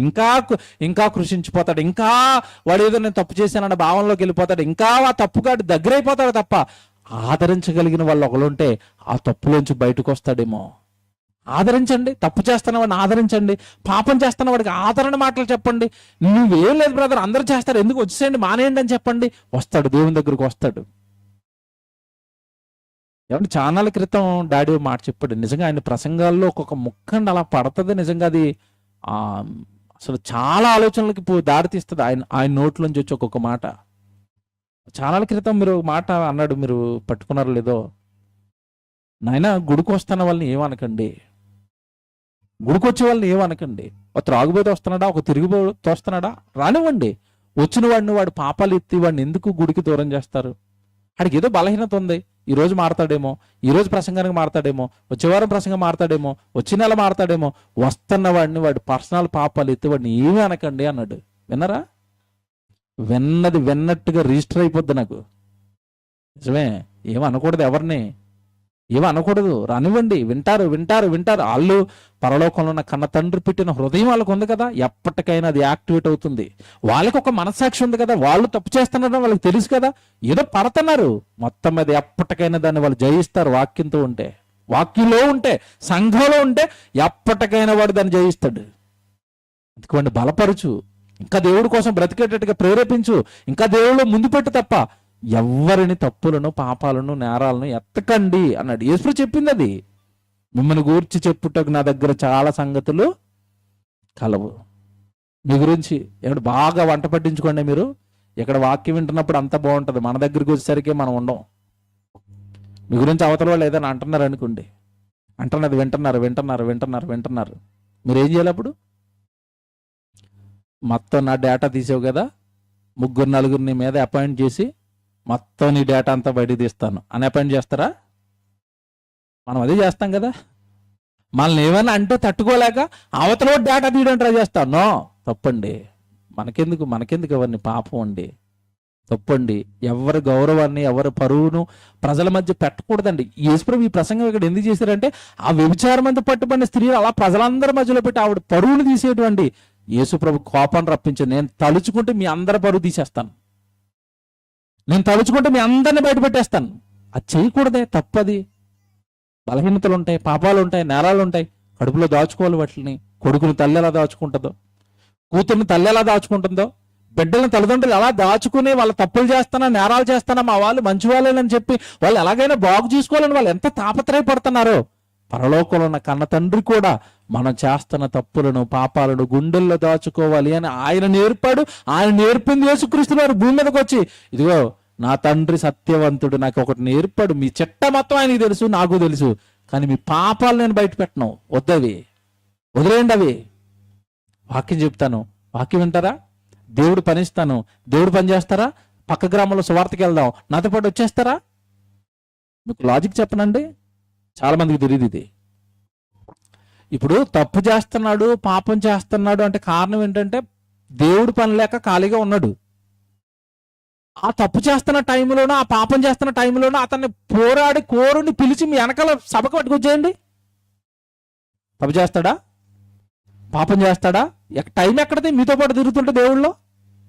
అందుకే అంటా నేను, గుడికి వస్తున్న వాళ్ళు పక్కనున్న సహోదరుడితో ప్రేమానురాగాలు పెంచుకోవాలి. పక్కనున్న సహోదరుడితో ఏమండి ఒక రకమైన బంధం ఏర్పాటు చేసుకుని, ఎక్కడుంటున్నాడు, ఏం చేస్తున్నాడు అని ఒకరినొకరు పలకరించుకుని, ఒకరినొకరు ఆదరించుకుని, ఎవరైనా పడిపోతుంటే వద్దు తమ్ముడు మనం సభకి వెళ్ళిపోదాం రా, బైబిల్ తరగతికి వెళ్దాం రా, క్లాస్కి వెళ్దాం రా అని అతను తీసుకుని వచ్చేస్తా ఉంటే ఇంకెక్కడ తప్పు చేస్తాడు, ఇంకెక్కడ పాపం చేస్తాడు. కనుక దేవుని పిల్లలారా, యేసు ఈ ప్రపంచానికి నేర్పింది ఒకటే, ఎవడు తప్పు చేసినా గుండెల్లో దాచుకోండి, వాడిని బాగు చేయడానికి ప్రయత్నించండి. ఎవడు చెప్పాడు ఇలాగా? ఎవడైనా ప్రపంచంలో ఇది చెప్పాడండి? చిన్న తప్పులో దొరికితేనండి దానిని పెద్దదిగా చేసి ఏమంటే సమాజంలో పెట్టి అందరి పరువులు తీయాలని చెప్పింది తప్ప, సమాజం తప్పు చేసిన వాడిని క్షమించి బాగు చేయండి అని బైబిలులో యేసుప్రభు మాత్రమే చెప్పాడు. ఇది ఒకటి గుణం. రెండో చెప్తాను ఇప్పుడు. యేసుప్రభు అనగానే మీకు తెలియదు కదండి, ఎవరైనా ఆయన్ని దగ్గరగా హత్తుకుంటే, ఆయన పనిని కానీ, ఆయన వాక్యాన్ని కానీ ఏ కుటుంబం అయినా హత్తుకుందనుకోండి, కుటుంబాన్ని చాలా గొప్ప చేయాలని ఆలోచిస్తూ ఉంటాడు. యెరూషలేం పట్టణానికి ఎక్కువగా వాక్యం చెప్పడానికి వెళ్ళేవాడండి యేసుప్రభు. ఎందుకంటే అక్కడ మందిరం ఉండేది, ఆ మందిరానికి జనం వచ్చేవారు. ఆ చుట్టుపక్కల, ఆ మందిరంతో పాటు ఆ చుట్టుపక్కల ఉన్న గ్రామాలకి వాక్యం చెప్పడానికి యేసుప్రభు ఎక్కువగా తిరుగుతూ ఉండేవాడు. ఆ తిరుగుతున్న టైంలో ఈ యెరూషలేము పట్టణానికి దగ్గరలోనే మార్తా మరియలని ఒక ఇల్లు ఉంటుంది, తెలుసు మీకు? మార్తా మరియ తెలుసు కదా? ఈ మార్తా మరియ ఇల్లు ఎక్కడ సువార్త చేసినా వీళ్ళు ఖచ్చితంగా పట్టుబట్టేవారండి. నాయన నువ్వు ఎక్కడ తిరిగినా మా ఇంటికే వచ్చేయాలి, మా ఇంట్లో బస చేయాలి, మా ఇంట్లోనే నువ్వు అన్నం తినాలి, మా ఇంట్లోనే మీకు పరిచారం చేస్తాను, నువ్వు అసలు ఎవరింటికి వెళ్ళడానికి కుదరదు, మా ఇంట్లోకి రావాలి అని ఆ చుట్టుపక్కల ఎక్కడ ప్రభు సువార్తకి వెళ్ళానండి పట్టుకొచ్చి ఇంట్లో పెట్టుకుని ప్రభుకి పరిచారం చేసేవారు మార్తా మరియా. మీకు తెలిసింది, జాగ్రత్తగా వినండి. ఒకానొక రోజు ఏం జరిగింది అంటే, ఈ మార్తా మరియలు చక్కగా ఏమండి వాక్యం వింటున్నారు, దేవుళ్ళలో ఉంటున్నారు. తమ్ముడు లాజరు తెలుసు కదా మీకు, వాళ్ళంతా చక్కగా దేవుడు వాక్యాలు వింటున్నారు, ప్రభు వస్తున్నాడు వెళుతున్నాడు. నిజంగా కుటుంబం అంతా చాలా ధైర్యంగా ఉన్నారు. కొద్ది రోజులకి మీకు తెలియదు కాదు, చిన్న జబ్బు చేసింది, లాజరు ఏమైపోయాడు? చచ్చిపోయాడు. చచ్చిపోయిన తర్వాత ఈయన దూరంలో ఉన్నాడు, కబురు పెట్టారు. వచ్చేసరికి ఎన్ని రోజులు అయిపోయింది? 4 రోజులు అయిపోయింది. అప్పటికే సమాధిలో ఉన్నాడు. జాగ్రత్తగా వినండి. సమాధిలో ఉన్న అతని గురించి ఏడుస్తున్నారు, ఆయన కూడా ఏడ్చాడు. వీళ్ళకి అర్థం అవ్వలేదు. వీళ్ళు అనుకున్నారు లాజరు చచ్చిపోయాడు అని ఏడుతున్నాడు, ఎందుకంటే పాపం అన్నం పెట్టేవాడు, పరిచయం చేసేవాడు కదా. మేము ఎలాగ ఏడుతున్నాం, చచ్చిపోయాడు లాజరు కోసం యేసుప్రభు ఏడుతున్నారని వాళ్ళు అర్థం చేసుకున్నారు. ఆయన ఏడుతున్నది ఎందుకంటే, ప్రభు నువ్వు ఒక్క 2 రోజుల ముందు వస్తే మా వాడు చచ్చిపోకుండా బ్రతికించేవాడు ప్రభు అన్నారు వాళ్ళు. అందుకే ఏడుతున్నాడు ఈయన. అంటే ఇప్పుడు లేటుగా వస్తే నేను బ్రతికించలేనా అంటే నన్ను అంత నమ్మారు అనమాట, మీరు నా శక్తిని అంత నమ్మారు అనమాట. మీ అల్ప విశ్వాసం మీరు అని ఆయన ఇంట్లోకి వచ్చి వాక్యం చెప్పినా కూడా ఇలా మారలేదా? స్పెషల్ క్లాసులు వీళ్ళిద్దరికి మళ్ళా మార్తా మరియకి స్పెషల్ క్లాస్ తీసుకున్నాడా? ఓ రోజు తీసుకున్నాడా లేదా? ఈ మరియమ్మ వచ్చి పాదాల దగ్గర కూర్చొని వాక్యం రాసుకుంటుంది, మార్త ఏం చేస్తుంది? అమ్మో చాలా రోజులకు వచ్చాడని మంచి చికెను మటను బిర్యానీ మంచి వంటల్లో పడింది ఇల్లు ఆవిడ. గద్దించేటప్పుడు నేను వచ్చిందే వాక్యం చెప్పడానికి, మీరేంటి పనులు పెట్టుకున్నారని రమ్మని కూర్చోబెట్టి వాక్యం చెప్పాడు. అంటే వీళ్ళకి స్పెషల్ క్లాసులు కూడా తీసుకున్నాడు, ఇంట్లో తీసుకున్నాడు. ఇంత బాగా వాక్యంలో ఉన్న ఈ కుటుంబం యేసు ప్రభుని ఎంత బాగా విశ్వసించాలి? ప్రభు మా దగ్గర ఉంటే మా తమ్ముడు చచ్చిపోకపోయినాను ఏడుపు గోల. వీళ్ళని చూసి యేసు ప్రభు ఏడ్చాడు, ఊరుకోండి అన్నాడు. లాజరు కమ్అవుట్ అన్నాడు, అంతే. వచ్చాడా బయటికి? వచ్చాడండి. జాగ్రత్తగా వినండి. యెరూషలేముకు ఆనుకునే ఊరు ఎప్పుడైతే ఆ పక్కనే ఉన్న ఈ లాజరుని తిరిగి లేపాడో 4వ దినాన్న, మొత్తం ఆ ఊరు పక్కల పట్టణాలు ప్రాంతాలంతా కూడా 4 రోజుల క్రితం చచ్చిపోయిన మనిషిని యేసుప్రభు లేపాడట. సోషల్ మీడియా లేదు, వాట్సాప్ లేదు, ఫేస్బుక్ లేదు, యూట్యూబ్ లేదు, ఏమీ లేదండి. సెల్ ఫోన్ లేదు, కెమెరా లేదు, వీడియోలు లేవు. భయంకరమైన వైరల్ అయింది. అదేమంటే చిన్న న్యూస్ అండి అది? చచ్చిపోయిన అతను తిరిగి లేపడం, 4 రోజులు అయిపోయిన అతను తిరిగి లేపడం అంటే చిన్న న్యూసా? ఇప్పుడు టీవీ 9 ఉంటే ఏం చేసేవాడు అనిపిస్తుంది నాకు. యేసుప్రభు కాలంలో ఇప్పుడు టీవీ 9 ఉండను అనుకోండి, వెనక్కి ముందుకి లాజరు కాళ్ళు, లాజరు జుట్టు, ఏమంటే లాజరు బట్టలు, లాజరు ఎక్కడ పడుకోబెట్టారు, ఎక్కడ స్నానం చేయించారు, ఏ పౌడర్ వేశారు, మనకు ఒక 100 రోజులు చూపించేవాడే మీరు ఉంటే. ఆ రోజు ఏమి లేవండి. ఆయన ఆ నోట ప్రభు శక్తిమంతుడట, 4 రోజుల క్రితం చచ్చిపోయిన లాజర్ను తిరిగి లేపాడట. వార్త వైరల్ అయిపోగానే ఏం జరిగిందో తెలుసండి? విచిత్రం చూడండి. యేసుప్రభు తిరిగి లేపి వెళ్ళిపోయాడండి, స్వార్థకి వెళ్ళిపోయాడు ఆయన. మొత్తం చుట్టుపక్కల ఉన్న గ్రామాలన్నీ కూడా లాజరింటికి లైన్ కట్టేసాయి. చచ్చిపోయిన అతను లేపాడట, ఎలాగుంటాడో చూసొద్దామని. ఆ కాళ్ళు అలాగే ఉన్నాయా, ఆ చేతులు అలాగే ఉన్నాయా? ఎందుకంటే 4 రోజులు సమాధిలో ఉన్నాడంటే శరీరం ఏమైపోద్ది? ఎక్కడో 4-5 పురుగులు తినేసి ఉంటాయి కదా, అంతే కదండి. చనిపోయిన అతను లేపాడట. మొత్తం జనం తండోపతండాలుగా ఏమంటే లాజర్ ఇంటికి ఏమంటే లైన్ కడుతుంటే, ఏమంటే మార్తా మరియా లాజరు ఊరుకుంటారా? జనం వస్తే వీళ్ళు ఏం చేస్తారు? మీ ఇంటికి ఎవరైనా తండోపతండాలకు జనం వచ్చారు అనుకో, మీరు ఏం చేస్తారు చెప్పండి? దేవుడి గురించి ఒక్క మాటనే చెప్పకుండా ఉంటారా? దేవుడు మహాకృపమ్మ, యేసుప్రభు మా ఇంట్లోనే ఉండేవాడమ్మా, మా ఇంట్లో ఒకప్పుడు ప్రసంగం చెప్పాడమ్మా, మంచి ప్రసంగం, ఇలా పంచుకుంటాం లేదా వాక్యం? ఇలాగెప్పుడైతే లాజర్ని చూడడానికి వచ్చిన వాళ్ళందరికీ మార్తా మరియల కుటుంబం వాక్యం చెప్తుందో, వెంటనే అక్కడ ఆన్ స్పాట్ లో విశ్వాసులుగా మారిపోతున్నారు. లాజర్ని చూసి సరే, యేసుప్రభు ప్రసంగాలు చేస్తుండో ఒక పక్క మారిపోతున్నారు, మరో పక్క యేసుప్రభు చేసిన అద్భుతాన్ని చూసి చాలా మంది లాజర్ను చూసి మారిపోతుంటే ఒక పక్క యేసుని ఆపాలని చూస్తున్న ఏమండి శాస్త్రులు, పరిసయ్యులు, యాజకులు యేసునే ఆపాలని యేసు వెనకాల పడుతుంటే, ఈ పక్కన ఇంకో ముసలోళ్ళు లేచింది. మళ్ళీ ఆ లాజర్ ఇంటికి వెళ్ళినట్టు మారిపోతున్నారు లాజర్ని చూసి. అమ్మో ఇదేదో పెద్ద ప్రమాదమే, ఈయన వెనకాల వెళ్తున్న జనాన్ని ఆపాలని మనం ఎన్ని ప్రయత్నాలు చేసినా ఆగటం లేదు. ఈయన్నే ఆపలేకపోతానంటే అక్కడ మళ్ళా లాజర్ లేచాడట. యేసు సంగతి పక్కనట్టండి, ముందు మరలా లాజర్ని చంపేయండి. ఎంత కుట్ర పన్నారు తెలుసండి? లాజరుని చంపేయడానికి కుట్ర పన్నారు. కారణం ఏంటి తెలుసా? యేసు ప్రభు మాట్లాడితే మారిపోతారు, యేసు ప్రభు అద్భుతం చేస్తే మారిపోతారు. ఏంట్రా ఈ మనుషులందరికీ యేసు ప్రభు పిచ్చి పెట్టేసిందేంటి? యేసు యేసు యేసు, ఆయన మాటలు, ఆయన వాక్యాలు, ఆయన అద్భుతాలు, ఆయన సూచక్రియలు. ఇక మన మాట ఎవడంటాడు? మనం సబెడుతుంటే ఎవడు రావట్లేదు, ఏగలు తోలుకోవడమే. అంత లోకం అంతా యేసు యేసు యేసు. ఏమంటే చెవులకి ఎలాగుందంటే వాళ్ళకి పొగామంటలు. ఇప్పుడు ముందు యేసు సంగతి, తర్వాత ముందు లాజర్ని చంపేయండి. చంపేస్తారా? యేసు ప్రభు తిరిగి లేపరు అని చంపుతారా? లేపాడైనా. లేపాడు అంటే ఆ లేచినందుకు ఆయన వలన కొన్ని ఆత్మలు రక్షించబడాలి. ఎలా చంపుతారు? ఎలా చంపనిస్తాడు దేవుడు? ప్రయత్నం చేశారు కానీ వల్ల అవ్వలేదండి, వల్ల అవ్వలేదు. అప్పుడు ఆ రోజున్న ప్రజలందరూ మాట్లాడిన మాటే ఈరోజు మీరు చూస్తున్న ఈ టైటిల్ అండి. ఆ రోజు వాళ్ళు మాట్లాడిన మాట ఇది. ఏమన్నారు తెలుసా? బైబిల్ చూద్దాం. యోహాను సువార్తకి మీరు రండి, ఎంత బాగుంటుంది ఇది. 12వ అధ్యాయము, యోహాను సువార్త ఏమండి 12వ అధ్యాయానికి రండి. 12వ అధ్యాయము ఏమండి 9వ వచనం చూద్దాం. యోహాను సువార్త 12వ అధ్యాయము 9వ వచనం. కాబట్టి యూదులలో సామాన్య జనులు ఆయన అక్కడ ఉన్నాడని తెలుసుకుని యేసును చూచుటకు మాత్రమే కాక మృతులలో నుండి ఆయనను లేపిన లాజరును కూడా చూడవచ్చిరి. ఈ సందర్భం ఏంటంటే యేసుప్రభు చనిపోయి తిరిగి లేచిన తర్వాత అండి, క్షమించండి, లాజరు చనిపోయాడు, తిరిగి లేపిన తర్వాత యెరూషలేములో ఒక పండగ జరుగుతుంది. యెరూషలేములో పండగకి వాక్యం చెప్పడానికి వచ్చాడు యేసుప్రభు. వచ్చేటప్పుడు ఏం చేశాడంటే, ఎలాగో యెరూషలేముకి వెళ్తున్నాం కదా, వాక్యం చెప్పడానికి వెళ్తున్నాం కదా, మీటింగ్కి వెళ్తున్నాం కదా అని కొన్ని రోజుల ముందు వచ్చేసాడు అక్కడికి. కొన్ని రోజుల ముందు వచ్చేసరికి ఈయన ఆ పరిసర ప్రాంతాల్లో ఎక్కడికి వచ్చినా ఎవరింట్లో ఉంటాడు? మళ్ళా మార్తల మరి ఇంట్లోకి వచ్చాడు. ఈయన ఇంట్లోకి రాగానే జనం అందరూ తండోపతండాలుగా, ఒకప్పుడు లాజరు చూడడానికి వెళ్ళారు కదా ఇల్లు, లాజరును తిరిగి లేపినాయన వచ్చేటట్టు వాళ్ళ ఇంటికి. ఇప్పుడు ఎలాగుంటది క్రౌడ్? లాజరును చూడడానికే వాళ్ళల్లో వందల్లో వెళుతుంటే లాజరును తిరిగి లేపినాయన వచ్చాడట. ఆయన పేరు యేసట, ఆయన వాళ్ళ ఇంట్లో ఉన్నాడట. జనం మళ్ళా లైన్ కట్టేశారండి, క్యూ. ఎవరండి యేసుని లాజరును లేపింది ఎవరండి? లాజరును లేపింది ఎవరండి? మీకు విషయం తెలుసండి, యేసుప్రభు వాళ్ళ ఇంట్లో ప్రసంగాలు చెప్పిన చుట్టుపక్కల ఒకడు చూడు కదండి, ఎవడో చూడు కదా ప్రసంగాలా ఏమింటాంలేండి. కానీ లాజరు వాళ్ళ మధ్యలోనే తిరిగాడు కదా, వాళ్ళ మధ్యలోనే సమాధి అయిపోయాడు కదా. వాళ్ళ మధ్యలో సమాధి అయిపోయిన యేసుని లేపగానే ఏమండి లాజర్ని లేపనైనా వచ్చేటండి వాళ్ళ ఇంటికి. మీకు ఇది అర్థమవుతుంది, మీకు కూడా చెప్తాను. భయంకరమైన రోగాలకి టక్కమని వైద్యం చేసే డాక్టర్ అప్పుడప్పుడు మెరుగుతూ ఉంటాడు. పలానా డాక్టర్ హైదరాబాద్కి వస్తున్నాడట అనేసరికి అక్కడ ఎలాగుంటారు జనం. షుగర్కి ఏమంటే అందరికీ షుగర్ రోగం ఉంది కదా, షుగర్ రావడానికి అసలు టాబ్లెట్లు లేకుండా నా దగ్గర ఒక మందు ఉందని ఎవడైనా ప్రచారం చేసుకుని హైదరాబాద్ వచ్చాడు అనుకోండి, ఎలాగుంటే చెప్పండి? వాడు ఉన్న ఇల్లు కానీ, వాడు ఉన్న గ్రౌండ్ కానీ ఎలాగుంటది? క్రౌడ్ జనం.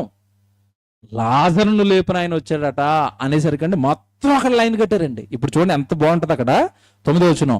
కాబట్టి యూదులలో సామాన్య జనులను ఆయన అక్కడ ఉన్నాడని తెలుసుకొని యేసును చూచుటకు మాత్రమే కాక మృతులలో నుండి ఆయనను లేపిన లాజరు కూడా చూడవచ్చిరి.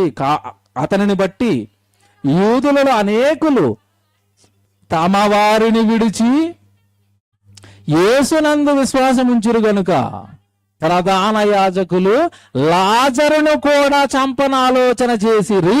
చూసారా, యేసును చంపడానికి అప్పటికే కుట్రలు పన్నారు. ఒక పక్క యేసును చంపాలనుకుంటుంటే మరో పక్క యేసు వలన తిరిగి లేపబడిన లాజరు వల్ల కూడా యూదులు అనేక మంది మారిపోతున్నారట. ఇక్కడికి వీళ్ళకి బాగా కోపం వచ్చిన సంగతి ఏంటంటేనండి, యూదులలో తమ వారిని విడిచిపెట్టి యేసును వెంబడించిరి అంటే అర్థం ఏంటి తెలుసా? అప్పటికే యూదుల్లో ప్రవక్తలుగా చాలామంది అవుతున్న వాళ్ళు ఉన్నారు, అప్పటికే బోధకులుగా చాలామంది అవుతున్న వాళ్ళు ఉన్నారు, అప్పటికే ప్రధాన యాజకులుగా పెద్ద పెద్ద సింహాసనాలు అధిరోహించి మేము న్యాయాధిపతులం సింహం పెద్ద పెద్ద నిలువుటంగిలు వేసుకుని పెద్ద పెద్ద బిల్డప్లతో ఉన్నారు. అప్పటికే వీళ్ళు ఎవరిని పట్టించుకోవట్లేదండి జనం. ఉండవా నువ్వు ప్రధాన యాజకుడు అయితే నీకు ఏం తెలియదు, యేసుప్రభు మాటలు బాగున్నాయి చూసారా, నువ్వేం చేస్తావా, యేసుప్రభు దగ్గరికి వెళ్తుంటే అసలు రోగాలు తీసేస్తున్నాడు, అసలు ఆయన మాటల్లో కరుణ జాలి దయ బాబోయ్ ఆయన చాలు మాకని వీళ్ళు సొంత బంధువులు సొంత స్నేహితులు వీళ్ళని విడిచిపెట్టి ఏ సనకాలు వెళ్ళిపోతున్నారట. ఇదేట్రా బాబు తలపోటు. ఇంతకాలం సామాన్య జనులు సామాన్య మానవులు వెళ్తున్నారు అనుకుంటే ఇప్పుడు ఆ ముసలం మా ఇంట్లోకి వచ్చింది, మా ఇంటోళ్ళు కూడా మా బంధువులు కూడా ఏసు వెనకాల వెళ్ళిపోతున్నారు. ఇప్పుడు అర్జెంటుగా యేసుక్రీస్తుల వారి కేసు ఫైల్ పక్కకెట్టండి. ముందు ఎవరి ఫైల్ ఇదండి? లాజర్ని ఎలాగేసేద్దాం ఆలోచించేయండి, ప్లాన్ చెప్పండి. చంపేస్తారా? చంపేస్తారు. ఎందుకు చంపుతున్నారు? నాకు కారణం చెప్పండి. యేసుప్రభు ఏమైనా అన్యాయం చేస్తున్నాడా, అక్రమం చేస్తున్నాడా? కాదండి, మనుషులకు మేలు చేస్తున్నాడు, మనుషులను మారుస్తున్నాడు. అది తట్టుకోలేని వర్గం ఆ రోజు ఉందా? ఉంది. ఈ రోజు ఉందా? ఉంది. ఎప్పటికీ ఉంటుందా? ఉంటది. అప్పుడు మనం ఏం చేయాలంటే మనం మన విశ్వాసంలో ఎంత బలంగా ఉంటున్నామో చూసుకోవాలి తప్ప యేసు ప్రభువు మీద, క్రైస్తవ్యం మీద కుట్రలు చేసే వాళ్ళు పుడుతూనే ఉంటారు. మనం టైం వేస్ట్ చేసుకోకూడదు. వాళ్ళతో యేసు ప్రభు వెళ్తావు, ఎట్రా మీరేనా పన్నాగాలు వేస్తున్నారా, ఎటురండి మీరు అందరు ఇటురండి అన్నాడు ఎప్పుడైనా? ఓరుకోండిరా, మీ పనులు మీరు చేయండి, నా పనులు నేను చేస్తాను. మీ పని మీది, పాతాళానికి పోయే పని, నా పని పరలోకానికి వెళ్ళిపోయి. కొంచెం డైవర్ట్ అయ్యామనుకోండి వాళ్ళ వైపుకి, మన పని పోయిద్ది. మీకు అర్థమైందా? అందుకే ఎవడిని పట్టించుకోకండి. మన ప్రభుకి ఏం చేస్తున్నాం, మనం ఏం చేస్తాం, మనం ఏం చదువుకుంటున్నాం, మనం ఏం నేర్చుకుంటాం, మనం ఎవరికి నేర్పిస్తున్నాం, మనం ఎవరిని దేవుడి దగ్గరికి తెస్తాం. అంతే. మైండ్ ఇట్లా పక్కకు డైవర్ట్ అవ్వడానికి కుదరదు. అందుకేనండి ఈ పిచ్చి పిచ్చి ఏమండి మత ఛాందస్వాదులుగా మాట్లాడిన వాళ్ళు రోజుకో 10-15 వీడియోలు వెళ్తాడు. ఎవరిదే చూడండి నేను. ఆడు పిచ్చోడు మాటలు మనకెందుకు? ఆ టైంలో ఏదో ప్రసంగం రాసుకుంటాను, ఆ టైంలో ఎవరిదో మంచి ప్రసంగికుడు ఏదో డాడీ చెప్పిన ఒక మంచి ప్రసంగం వింటాను, నేను బలపడతాను, ఇంకొకరు నిలబెడతాను. ఇంతే తప్ప ఈ సుత్తి ప్రసంగాలు మనకెందుకు? ఆ డైరెక్ట్గా మియాపూర్కి వచ్చి ఏంటి మీరు చర్చ పెట్టారట, ఏంటి మరి మీ యేసుప్రభువు ప్రకటిస్తున్నారు వద్దంటే ఇక్కడ నిలబడి చెప్తాం. అప్పుడు తీసి పంపిస్తాం, ఇదిరా మా బైబిల్, ఇదిరా మా జ్ఞానం అని. ఆడు మన దగ్గరికి రానప్పుడు మనం ఆడి దగ్గరికి వెళ్ళడం ఎందుకు? వాక్కునివ్వండి. జియో సిమ్ ఉంది, చాలాసార్లు చెప్పాను, ఇంటర్నెట్ ఫ్రీ. మొహం ముందు ఎట్టుకుంటాడు, పౌడర్ రాసుకుంటాడు, జుట్టు దూకుంటాడు, వాగుతా ఉంటాడు. ఆడితో మనక కనుక ఆ రోజు యేసుక్రీస్తుల వారి వెనకాల, యేసు కాపాడిన వారి వెనకాల ఇక భయంకరమైన కుట్రలు. ఇప్పుడు ఏం జరిగింది తెలుసండి? ఇంకా చెప్తాను మీకు. ఈ సందర్భం మామూలు సందర్భం కాదండి. యేసు అక్కడికి వచ్చాడు, లాజర్ని బట్టి మారిపోతున్నారు. యేసుప్రభు ఎప్పుడైతే మరలా తిరిగి అక్కడికి వచ్చాడో ఈ ప్రజలు మాట్లాడుకున్నదండి, ఈవులు మారిపోతున్నది. ఆ నోట నెమ్మదిగా ఎక్కడికి పాకకూడదు అక్కడికి హెడ్ క్వార్టర్కి పాకింది. వీళ్ళందరికీ హెడ్ క్వార్టర్ ఏదో తెలుసండి? యెరూషలేము దేవాలయం. అక్కడికి పాకిపోయి ఆ పండగకు వచ్చిన వాళ్ళు అందరూ పండగ విడిచిపెట్టి యేసుప్రభుని చూడడానికి లాజరు ఇంటికి వస్తున్నారు. ఇలా బిజినెస్ దెబ్బతింటది. ఇప్పుడు యెరూషలేంలో కండి 1 రోజుల ముందు 10 రోజుల ముందు వచ్చేసారండి యూదులు ఆ జాతరకి, ఆ పండక్కి. ఎప్పుడైతే యేసుప్రభు ఈ లాజర్ను లేపడం వార్త అనేది ఆ సమూహానికి, ఆ యెరూషలేం పట్టణానికి తెలిసిందో, ఇక అక్కడ ఆ యెరూషలేం దగ్గర, దేవాలయం దగ్గర ఉండట్లేదు. అమ్మో ఎవరో యేసుప్రభు అటండి, మెస్సీ అటండి, వచ్చాడటండి, అక్కడ ఎవరినో లేపాడట, పలానా ఇంట్లో ఉన్నాడట అని ఆ వార్త వెళ్ళి వాళ్ళు యెరూషలేం పట్టణం నుంచి రివర్స్ లో యేసుప్రభుని ఎదుర్కోవడానికి ఇటు వస్తున్నారు. వీళ్ళకి ఎలాగుంటుంది చెప్పండి? అన్ని ఏర్పాట్లు చేసుకుని ఉన్నారు పండక్కి. వీళ్ళు శాస్త్రులు పరిచయాలు అనేసరికి పండక్కి మంచి ఏర్పాట్లు చేసి ఉంచుతారు, జనం వస్తారు బాగా. పండగ నాశనం అయిపోతుంది. ఓ పక్క మానవులు వెళ్ళిపోతున్నారు, ఓ పక్క పండగకు వచ్చిన వాళ్ళు వెళ్ళిపోతున్నారు. అసలు వీళ్ళకి ఏం అర్థం అవట్లేదండి, ఏం చేయాలి? అప్పుడు ఒక మాట అంటారండి వీళ్ళు. ఇప్పుడు చూడండి అలా చదువుకుంటారండి. తర్వాత వచ్చినాం 12వ వచనం. మరునాడు ఆ పండగకు వచ్చిన బహుజన సమూహము యేసు యెరూషలేము వచ్చుచున్నాడని విని, ఎక్కడికి వచ్చారంటే వీళ్ళందరూ పండగకు వచ్చారు చాలా మంది. ఆ పండగకు వచ్చిన వాళ్ళందరికీ యేసు యెరూషలేమునకు వచ్చుచున్నాడని విని ఖర్జూరపు మట్టలు పట్టుకుని ఆయన ఎదుర్కొనబోయి, జయము ప్రభు పేరట వచ్చుచున్న ఇశ్రాయేలు రాజు స్తుతింపబడునుగా. కానీ కేకలు యేసుప్రభు దగ్గరికి వెళ్ళి కేకలట. వచ్చేస్తున్నాడు రాజు, వచ్చేస్తున్నాడు రక్షకుడు. పండగకు వచ్చిన వాళ్ళు అందరూ ఆయనకి పండగ చేస్తున్నారు. వీళ్ళకి ఎలాగుంటా చెప్పండి? వీళ్ళకి పండగ చేయడానికి వచ్చిన వాళ్ళు అందరూ ఇప్పుడు యేసుప్రభుకు పండగ చేస్తున్నారు ఖర్జూరపు మట్టలేసి. అప్పుడు అలా మీరు చదువుకుంటారండి కిందకి అలాగా 16వ వచనం. ఆయన శిష్యులు మాట మొదట గ్రహింపలేదు కానీ యేసు మహిమపరచబడినప్పుడు అని ఆయన గూర్చి వ్రాయబడినని వారు ఆయనకు వాటిని చేసిరని జ్ఞాపకము తెచ్చుకున్నది. 17వ వచనం చూడండి, 17వ వచనం జాగ్రత్త చదవండి. ఆయన లాజరు సమాధిలో నుండి పిలిచి మృతులలో నుండి అతన్ని లేపినప్పుడు ఆయనతో కూడా ఉండిన జనులు సాక్ష్యం ఇచ్చిరి. యేసుప్రభుని తిరిగి లేచినప్పుడు ఏమన్నా ఆ ఊరు వాళ్ళు చాలా మంది చూశారు కదా, వాళ్ళు సాక్ష్యం ఇస్తున్నారట. అమ్మో లేపేశాడండి, నిజమేనండి, మేము చూసామండి, లేపాడండి, మేము చూసామండి అని సాక్ష్యం ఇస్తున్నారట. ఇప్పుడు ఏం జరుగుతుంది? అందుచేత అంటే ఆ సాక్ష్యాన్ని బట్టి ఆయన సూచక క్రియ చేసినని జనులు విని ఆయనను ఎదుర్కొనబోయిరి. కావున పరిశీలులో ఒకరితో ఒకరు మనము ప్రయత్నములెట్లు నిష్ప్రయోజనమైపోయినో చూడండి. మన ప్రయత్నములెట్లు నిష్ప్రయోజనమైపోయినో చూడుడి. ఇదిగో లోకము ఆయన వెంట పోయినదని చెప్పుకొనిరి. ఎవరిని ఆపలా పోయారు, మొత్తం పోయారు. చూసారా? మీకు ఏమర్థం అవ్వాలి? ఏమర్థం అవ్వాలి చెప్పండి? యేసు ప్రభు దగ్గరకు వచ్చేవాడిని ఎవడు ఆపలేడు. వీళ్ళేదో టైంపాస్కి ఆన్లైన్ బెగ్గర్స్ ఆపుకుంటున్నారు అంతే. ఎవడు ఆపుతాడు? నన్ను ఆపమనండి ప్రకటించకుండా. మిమ్మల్ని ఆపమనండి గుడికి రాకుండా ఎవరైనా ఆపుతారు మిమ్మల్ని? ఏదైనా ఆపుతుందా? మళ్ళీ ఎవడు ఆపుతాడండి? మళ్ళీ ఎవడు రాకుండా ఆపు చేస్తాడండి? యేసు ప్రభుని నమ్మిన వాడు యేసు ప్రభు వెనకాల వస్తాడు. మనం ఎన్ని ప్రయత్నములు చేసినా, నా మాట చూసారా, నాకు అది బలిధైర్యం ఇచ్చిందండి. ఏమంటే ఈరోజు రాష్ట్రాలలో, చాలా రాష్ట్రాలలో ఏమంటే మతపరమైన చట్టాలు చేస్తున్నారు. మీకు తెలియదు కదా? తెలియదు కాదు. ఎవడైనా బాప్తిజం తీసుకోవాలంటే ఎంఆర్ఓ ఆఫీస్లో అప్లికేషన్ పెట్టాలట. ఆ ఎంఆర్ఓ ఏమంటాడు? సరే నీ ఇష్ట ప్రకారం నువ్వు బాప్తిజం తీసుకుంటామని ఎంక్వైరీ చేస్తాడు. గట్టిగా నిలబడి నేను నా ఇష్ట ప్రకారం చేసుకుంటానంటే ఏం చేస్తారు అంటే, నీకు గవర్నమెంట్ నుండి వచ్చే ఏ పథకాలు కానీ ఏడు రిజర్వేషన్లు కానీ ఉంటాయి కదా, ఏమి నీకు రావు అంటాడు. దాన్ని కూడా ఒప్పుకుంటే అప్పుడు బాప్తిజం తీసుకోవచ్చు. అంటే ప్రజల్ని ఏం చేస్తున్నారు ఈరోజు ఇల్లు? బాప్తిజం తీసుకుంటే నీకు ఆఫర్లు రావు, బాప్తిజం తీసుకుంటే నీకు రిజర్వేషన్ రాదు, బాప్తిజం తీసుకుంటే గవర్నమెంట్ తరఫున వచ్చేవన్నీ నువ్వు పోగొట్టుకుంటావని ఏం చేస్తున్నారు? భయపెడుతున్నారు. ఆ రోజు ఆగారు జనం. ఆగారా? ఆగలేదు. ఒకవేళ మన దగ్గర ఈ చట్టం చేస్తే మనం ఆగుతామా? చిన్నప్పుడు నేను మా పిల్లలు చిన్నగా ఉన్నప్పుడు ఏమిటి స్కూల్లో వేయించడానికి తీసుకెళ్ళినప్పుడు అప్లికేషన్ ఫిల్ చేస్తున్నాను. అప్లికేషన్ ఫిల్ చేసినప్పుడు అందులో అదే ఇది రాస్తారు కదండి, మతం, ఇదే మతం అని రాస్తే అంటే ఖచ్చితంగా రాశాను క్రిస్టియన్స్ అని రాశాను. రాయగానే అప్లికేషన్ చూసాడు హెడ్ మాస్టర్. అయ్యో ఇలా రాయకూడదండి అన్నాడు. రాయకూడదా అంటే నాకు తెలియదు అప్పటి వరకు. ఎందుకు రాయకూడదు? మేము క్రిస్టియన్స్ అన్నాను. ఏమంటే క్రిస్టియన్స్ అయితే మీరు లోపల ఉండండి, ఇక్కడ మాత్రం హిందువులనే రాయాలంటున్నాడు. ఎందుకు అలా రాయాలి అంటే, భవిష్యత్తులో మీ పిల్లల భవిష్యత్తుకు చాలా ఇబ్బందులు వస్తాయి, రిజర్వేషన్లు రావు, మీకు ఉద్యోగాలు రావు అంటే మాకు ఏమి వద్దు, నువ్వు అదే రాయి అని చెప్పాను. మనుషుల ఎదుట ఎవరైతే నన్ను ఒప్పుకుంటారో వాళ్ళనే పరలోకంలో నా తండ్రి ఎదుట నేను ఒప్పుకుంటాను. ఖచ్చితంగా చెప్పాను, నేను క్రిస్టియన్ని, మా పిల్లలు క్రైస్తవులు. రాసుకోండి. ఎవరికి భయపడతాం? ఈ పనికిరాని ఆఫర్లకి, పనికిరాని లోకానికి పరలోకంలో ఉన్న తండ్రిని మహిమపరిచే ఆ క్షణాన్ని విడిచిపెట్టుకుంటావా? నో, కుదరదు. లోకమంతా ఆయన వెంట వెళ్ళిపోయింది. ఎందుకు తెలుసా?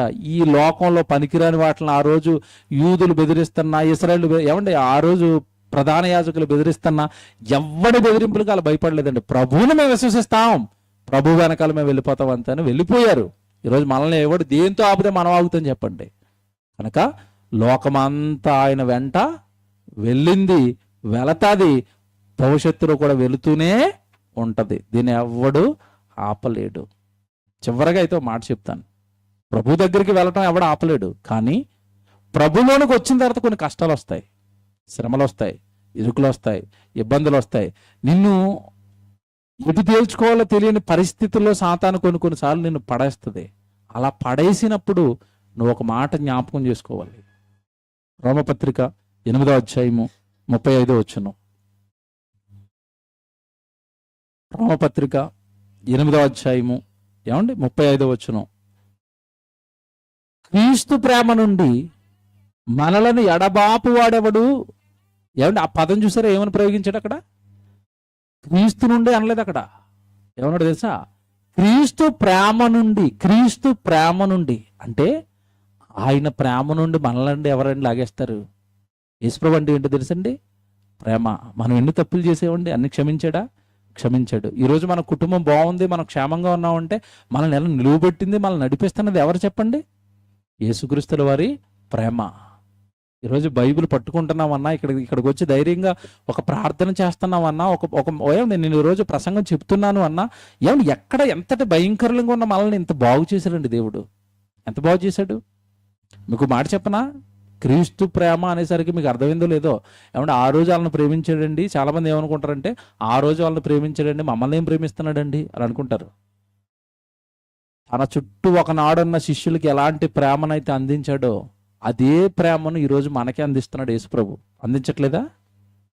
వాళ్ళకి ఏమి ఇచ్చాడు చెప్పండి? యేసుప్రభు శిష్యులకి యేసుప్రభు ఏమి ఇచ్చాడు? వాక్యం ఇచ్చాడు. అదే వాక్యం ఇప్పుడు నీ చేతిలో పెట్టలేదు. ఇంకా చెప్పనా మీకు అర్థమయ్యేటట్టుగా? ఒకవేళ మన జీవితంలో యేసుప్రభు లేడనుకోండి, మీరు బాగా ఊహించుకోండి. మీ జీవితంలో యేసుప్రభు లేడనుకోండి, అసలు ఈ రోజు మీ జీవితం ఏంటో ఒకసారి ఊహించుకోండి. మీకు ఇంకాలాగా అర్థమవుతామో. మీతో పాటు మీ కొలీగ్స్, మీ బంధువులు, మీ చుట్టుపక్కల వాళ్ళు యేసుప్రభు నమ్మని వాళ్ళు ఉంటారు కదా, వాళ్ళ జీవితాలు ఎలా ఉన్నాయి ఒకసారి చెక్ చేయండి. ఎలాగున్నాయి? త్రాగుబోతులుగా, తిరుగుబోతులుగా, దొంగతనాలు చేసి జైల్లో ఉన్నవారుగా, నేరస్తులుగా, చుట్టూ ఉన్న సమాజంతో చీచి అనిపించుకునేవారుగా వాళ్ళ బ్రతుకులు ఎలా ఉంటాయి చూడండి. కారణం ఏంటి? దేవుడు మాటలకు కానీ యేసుప్రభు ప్రేమకు కానీ వాళ్ళ స్థానం ఇవ్వలేదు. ఈరోజు మనం ఇచ్చామంటే ఇచ్చాం. నేను చాలాసార్లు అదే భయపడుతూ ఉంటానండి. ఒకవేళ ప్రభు లేకపోతే నేను ఎక్కడ ఉండేవాడిని? నా జీవితం ఎలా ఉండేది? ఏ దొంగగానో, ఏ నరహంతకుడుగానో, ఏ వ్యభిచారిగానో లోకంలో ఆళ్ళతో పాటు బ్రతికేస్తూ ఏమండి భయంకరమైన పాపాత్ముడుగానే బ్రతికి నేను ఏదో నరకానికి వెళ్ళిపోయేవాడినేమో. కానీ ఈరోజు పట్టుకున్నాడే, వాక్యం చెప్తున్నాడే, పాపం చేయొద్దు అంటున్నాడే, వ్యభిచారం చేయొద్దు అంటున్నాడే, దొంగతనం చేయొద్దు అంటున్నాడే. మనల్ని కట్టేశాడే, వాక్యంతో దేవుడు కట్టేశాడు కదండి. ఈ కట్టడం ప్రేమ కదా? మీకు విషయం చెప్పనండి, ఈరోజు పరిస్థితి ఎలా ఉంది తెలుసా? సమాజం పరిస్థితి, తల్లిదండ్రులే పిల్లల్ని బాగు చేసుకోలేని సమాజంలో ఉన్నాం ఇప్పుడు మనం. అవునా కదా? పిల్లల్ని బాగు చేసుకోగలుగుతున్నారు తల్లిదండ్రులు? చేతులెత్తేశారు. స్కూల్ పంపిస్తుంటే మాస్టర్లు ఏమైనా బాగు చేస్తున్నారా? వాళ్ళు చేతులెత్తేశారు. బాగు చేయడానికంటే ఎవడు బాగుపడాలన్న ఏకైక దిక్కు ఏంటో తెలుసా ఈరోజు? యేసు ప్రభు, వాక్యము, సన్నిధి, సంఘం. ఇంతకు మించి దిక్కేమని చెప్పండి లోకానికి? మనల్ని ప్రేమిస్తున్నాడంటే ప్రేమించాడు. అదే పౌలు గారు చెప్తున్నారు అక్కడ, ఒకప్పుడు నా పరిస్థితి ఏంటి బాబు, నేను ఎంత దుర్మార్గుడిని, సంఘాన్ని హింసించాను, సంఘాన్ని బాధలు పెట్టాను, సంఘంలో ఉన్న స్త్రీలను ఈడ్చుకుని వచ్చేసాను. అంత క్రూరుని నేను ఒకప్పుడు, నా క్రూరత్వం నాది, మంచుడిని కాదు నేను ఒకప్పుడు. నన్ను క్రీస్తు ప్రేమ పట్టుకుని నన్ను మార్చిన, అంతటి దొంగన, ఈ దుర్మార్గుడిని, అంత భయంకరమైన కార్యక్రమాలు చేసిన నన్ను ఒకే ఒక్కసారి యేసుప్రభు వచ్చి నాకు బుద్ధి చెప్పి నా పాపాలన్నీ తీసేసి ప్రసంగాలు చేయమని, ఆయన గురించి బ్రతకమని ఒక మంచి మార్గాన్ని ఇచ్చాడు నాకు. నా ప్రభు ప్రేమది, నన్ను క్షమించటం, అంతటి దుర్మార్గాల్లో నుండి నన్ను క్షమించటం, నన్ను ఇంత మంచివాడిగా మార్చటం, ఇది ప్రభు నా పైన చూపించిన ప్రేమ. అదే అంటున్నాడు ఆయన, క్రీస్తు ప్రేమ నుండి మనలను ఎడబాపు వాడు ఎవడు లాగేస్తాడు ఆయన నుండి మనల్ని? ఆయన ప్రేమ నుండి ఎవడు లాగేస్తాడు? ఆయన జాలి, ఆయన దయ, ఆయన కరుణ, ఎన్ని తప్పులు చేసినా దేవా తప్పు చేశానని కానీ క్షమించి మనల్ని కాపాడే విధానం ఎవరున్నారండి ఈరోజు లోకానికి? దిక్కేది మనకైతే యేసుప్రభు ఉన్నాడండి. ప్రార్థించగానే మన పాపాలు క్షమిస్తాడు, ప్రార్థించగానే నీకు వినకుంటాడు. ఏమన్నా ఎన్ని రోగాలు, ఎన్ని భయంకరమైన ప్రమాదాలు, అన్నిటిలో నిన్ను నన్ను కాపాడుతున్నాడు అంటే ఆయన ప్రేమ కదా. ఎవడు లాగుతాడు దీంట్లోంచి మనల్ని అని చెప్పి అంటున్నాడు. ఎవడు మిమ్మల్ని లాగలేడు, కానీ మీకు వచ్చే పర్సనల్ కష్టాలు మిమ్మల్ని లాగేస్తాయి. చెప్తున్నాడు ఇప్పటి నుంచి. ఏంటట? శ్రమ అయినను, బాధ అయినను, హింస అయినను, కరువైనను, వస్త్రహీనత అయినను, ఉపద్రవమైనను, ఖడ్గమైనను మనలను ఎడబాపునా అంటే అర్థం ఏంటి? ఇవే మిమ్మల్ని లాగేస్తాయని. ఏమి లాగేస్తాయట? శ్రమలట, బాధలట, హింసలట, కరువట, వస్త్రహీనతట, ఉపద్రవమట, ఖడ్గమట. నేను ఎవరైనా చంపేస్తానని బెదిరిస్తున్నారా? ఏమండి, పౌలు గారు ఇక్కడ చెప్తున్న ఏ కష్టమైన ఈరోజు మనకు ఉందా? వస్త్రహీనత ఉందా మీకు? ఎవరైనా మిమ్మల్ని హింసిస్తున్నారా ప్రభు దగ్గరికి వెళ్ళొద్దని? ఎవరైనా కత్తెత్తుతున్నారా నరికేస్తామని? ఆ రోజు ఏమండి రామా గవర్నమెంట్ కత్తెత్తినా ప్రభుని నమ్మిరు, ప్రకటించారు. అవే మమ్మల్ని లాగలేకపోయాయి. కత్తి కూడా మమ్మల్ని లాగలేకపోయింది. ఎన్నోసార్లు నన్ను కొట్టారు, చెరసాల్లో వేశారు, చంపేసామనుకుని ఊరాతలు గీట్ చేశారు. అవే నన్ను లాగలేకపోయి నుంచి ప్రభులో నుంచి మిమ్మల్ని ఏవైనా లాగేస్తాయేమో చూసుకోండి. రావటం, ప్రభు దగ్గరికి రావటం ఎంత ముఖ్యమో ప్రభులో అంతం వరకు నిలబడటం కూడా అంతే ముఖ్యం. నిలబడతామా? జరిగిపోతామా? నిలబడతామా? ఏదైనా లాగేస్తుందా? ఏమంటే ఎన్ని రకాలు చెప్పాడు? శ్రమట, బాధట, హింసట, కరువట, వస్త్రహీనతట, ఏదో ఉపద్రవం అట. ఇవేమైనా నేను లాగేస్తాయేమో ప్రభులోంచి. జాగ్రత్తగా చూసుకో. అంతము వరకు సహించిన వాడే రక్షించబడతాడు. మధ్యలో విడిచిపెట్టేస్తావేమో ప్రభుని, మధ్యలో విడిచిపెడతావేమో ప్రభు వాక్యాన్ని, మధ్యలో విడిచిపెడతావేమో ప్రభు సేవని, పనిని. జాగ్రత్త. రావటం ఎంత ముఖ్యమో ప్రభులోనికి వచ్చిన తర్వాత నిలబడటం కూడా అంతే ముఖ్యం. కనుక లోకమైన వెంటెళ్ళింది, వాళ్ళతో పాటే మనము వచ్చాం. కానీ యేసుప్రభు చెప్పాడు మాట, ప్రభు అందరూ పరలోకం వచ్చేస్తారా అన్నప్పుడు యేసుప్రభు ఏమన్నాడు? రక్షణ పొందువారు కొద్దిమందేనా అంటే యేసుప్రభు ఏమన్నాడు? ఇరుకు మార్గమున ప్రవేశింప పోరాడుడి, అనేక మంది ప్రవేశింప చూతురు గాని వారి వలన కాదనేసాడా? అందరూ వస్తారన్నాడా? రారు. ఎందుకు రారు? వీళ్ళకి జీవితంలో ఏవో సమస్యలు వస్తాయి, పోరాటాలు వస్తాయి. ఆ పోరాటంలో దేవుడిని గెలిపించకుండా లోకాన్ని గెలిపించి లోకంలోకి వెళ్ళిపోతారు. పోరాటం చేయరు నా కోసం. ఇరుకు మార్గమున ప్రవేశింప పోరాడుడి. ఇది ఇరుగ్గా ఉంటుంది. పరలోకం రావడం అనేది ఇది కష్టంతో కూడిన మార్గం. ఎన్నో వదులుకోవాల్సి వస్తుంది, ఎన్నో త్యాగాలు చేయాల్సి వస్తుంది, ఎన్నో భరించాల్సి వస్తుంది. ఎన్నో త్యాగాలతో కూడి నువ్వు నిలబడితేనే కానీ నీ జీవితం ప్రభులో చివరికి అంతమంగా పరలోకాన్ని చూడలేదు. కనుక నిలువబెట్టుకోండి జీవితాన్ని, పోరాడండి. ఏమైనా సమస్యల, ఇరుకుల, ఇబ్బందుల వెనకాల ప్రభు ఉంటాడు. కానీ ప్రభువుకి నచ్చనిది, ప్రభువు కోరుకొనది మాత్రం మన జీవితంలో చేస్తే ఉంటే అప్పుడు విడిచిపెట్టేస్తాడు మనల్ని. ప్రభువులో మీరు ఉండండి, మీకు ఎంతటి ఉపద్రవమైన ఆయన మీతో ఉంటాడు. ఇది మర్చిపోకండి. ఆయన వెంట లోకమంతా వెళుతుంది. ఏమండి ఏదో ఎక్కడ నిజంగానండి, నిజంగా మనల్ని కరుణించాడు, ప్రేమించాడు, కృప చూపించాడు, మనల్ని కూడా ఆ లిస్టులో వేశాడు. ప్రభు దగ్గరికి వచ్చిన మనం చివరి వరకు నిలబడటం ముఖ్యం.